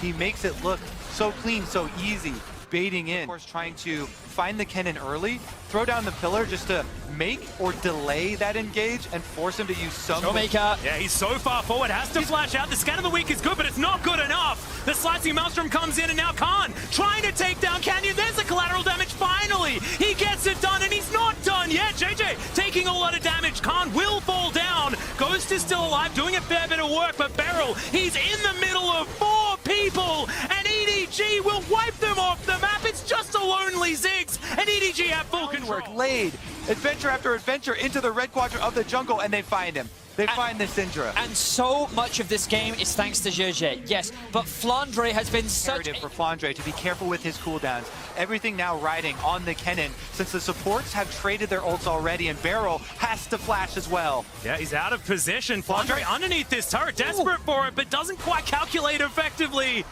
And Beryl's able to successfully limp his way up, but no flash, no possible engage with that one now available for Beryl. Wait, the 2-man Baron is going on right now. EDG have no idea. Yeah, and Gen.G KIA can throw down the ultimate from the Ziggs. The Baron's still going down. This is the World Finals, and they're sneaking it with 2 people. 3K left, Canyon going down, burning. Mako, can he actually get awarded in this pit? He does, and he gets the bad news. It is taken the flank for Flandre. As Gen.G KIA, they're still biding their time, waiting for their opportunity as Mako goes in, pops immediately like a balloon, but Canyon going to follow, so Flandre gets exhausted, and Khan now trying to continue this fight, some low health bars as the flash comes forward, Khan goes golden. Viper is still alive though, flashes in, Showmaker down to 200, he's a sitting duck, and it's a double kill for Scout. Now he's flashing forward, picking up all of the summoner spells, and it is good night for Ghost, and an ace for EDG. EDG will smash the dreams of the LCK into the ground here. They get the soul, Venius. They clean up the extra kills off of the team fight, and EDG will push ahead, taking full control of Summoner's Rift. It is EDG that is out team fighting titans that is Gen.G. No one thought that they could falter in the 5v5. No one thought that Gen.G could fall short. Moving towards this Elder, it ticked down, it is spawned right now, and Gen.G are like, well, you guys want to trade, we'll take this one. Oh, Showmaker. Oh, off to the side, can he find it? No, Flandre able to get himself out as Mako now dives in. Canyon, the one that's going to be the target. Does he have the subjugate to keep himself alive? It does not work, and Scout locks down the jungle, and now no smite, and this Elder Drake is on the table. Gen.G KIA, can they stop it? Are they going to give up an Elder? I don't think he can afford to do that. As they move themselves back around. Gravitum going to stun up Beryl, but he's able to get himself into the brush. The Elder, I don't think Gen.G have an answer to this. 25 seconds on Canyon, but he has no teleport or anything. Is now Flandre looking for Showmaker, the counter flash to come through from the Syndra, but he's so far away from the potential fight. Khan trying to fight this one out as in they go. Mega Inferno Bomb comes down, but the flash comes out from Viper. He takes down Beryl. Now who is going to answer this AD carry? The shutdown onto Flandre some way towards the bottom side, but that's not what we're looking at. There is no smite on the side of DWG KIA, but the dragon resets. Oh, the flash doesn't work out there for Khan, but he's still trying to get this one done. It does not work, and the dragon will be taken down. Oh, and Ghost trying to do heroics, and we're back out to it. Canyon! No. Canyon's behind enemy lines, trying to look for his opportunity. That wasn't a bubble that connected, but Mako's going to be able to get it with the quickness. There's an angry dragon that's going to eat him, and it's Viper that sends him to the grave. And EDG, they've taken down yet another smite, and they should be able to take down this Baron as DWG KIA looking to try and secure some funny business and try and get whatever they can on this map to answer, but they are just clutching at straws right now. Yeah, Damwon saying, you're going to have to pull this Game 5 out of my cold, dead hands. They're trying everything they can think of. Oh, sneaky play here from Canyon. Maybe he can hide in the brush without being seen and surprise flash over the back of Baron. No way. EDG, they find him, they sniff him out. Maybe they can pull up the split push. Well, Ghost is headed towards the afterlife. I didn't even see that he was there, and Scout just pops him. As now Showmaker looking to try and answer this. Zoe throws down the gameplay button, should have Scout of the Week available, and there it is. Not much you can do about that, and Scout, he tried to flash out of the way, but it didn't quite work. But the Baron, it's already gone, and EDG, they're going for a base race, and I think my money's on them. Yeah, Damwon have to go for that play to pick somebody off, but it means they're not going to stop in the push for EDG. Baron up, siege continues. Ghost has 20 seconds left. He has the ultimate available to him. DWG need that wave clear. Elder Drake just wears off now, so DWG KIA can try and answer. Solar Flare does not find any joy whatsoever. Beryl's going to get stunned up. Mako diving so far forward. Moonlight Vigil not going to connect. Scrapping to try and avoid losing this game. EDG will steamroll ahead. They are inevitable. They will come for the siege. Ken in mid, push up that wave. Super minions on top side. You see Khan trying to buy some time there, and the rest of EDG looking for what they're hoping to be their final fight. Well, Mega Inferno Bomb's going to try and deny it, but look at the Baron protecting these minions so well. The Ziggs, the wave clear doesn't really work, and now that's a team fight tool that they're missing as well. Moonlight Vigil going to connect onto Ghost fantastically, but he does satchel his way out. Still, it's just going to be creating space to take down these inhibitor turrets and inhibitors. The mid lane going to go down as well as EDG will crush the base of DWG KIA. Do they have it in them in order to close this one out right here? There is one turret between EDG and history right now as Viper dashes forward. Showmaker goes golden, but it's not going to keep him alive. Mako is going to be the sacrificial lamb, but it's a double kill already for Flandre. Lightning rushing his way out of this one, and now the Nexus is exposed. DWG KIA are limping, and EDG have the man advantage. The Nexus will go down, and against all odds, EDG will be your 2021 World Champions. They've done it! They've actually done it! The LPL is back on top. Thaddeus, combo breaker on DWG's attempt for the back-to-back titles. So much prestige there. All that EDG had to do was break their world's curse as soon as they got through the quarterfinals. They make it all the way to the end. Champions. 15 games in the knockout stage. No other team has ever had to work that hard, play that many games to convert, to make it happen. A historic run for EDG and a heartbreaking loss for DWG. A team that looked so dominant, a team that seemed like a cut above everyone else. It was EDG that was able to match them. It was EDG that was able to get the better of them. But what an amazing final. We got to see two of the best teams in the world go toe-to-toe, some incredible team fighting at every point throughout the series, but it will be EDG that comes out on top. It will be EDG that are the world champions of 2021. The adaptations, the smite fights, so much work put in by this team. It was just so much control for EDG, but in every single game, it felt neck and neck. So congratulations to EDG as we head to the trophy ceremony presented by Mercedes-Benz.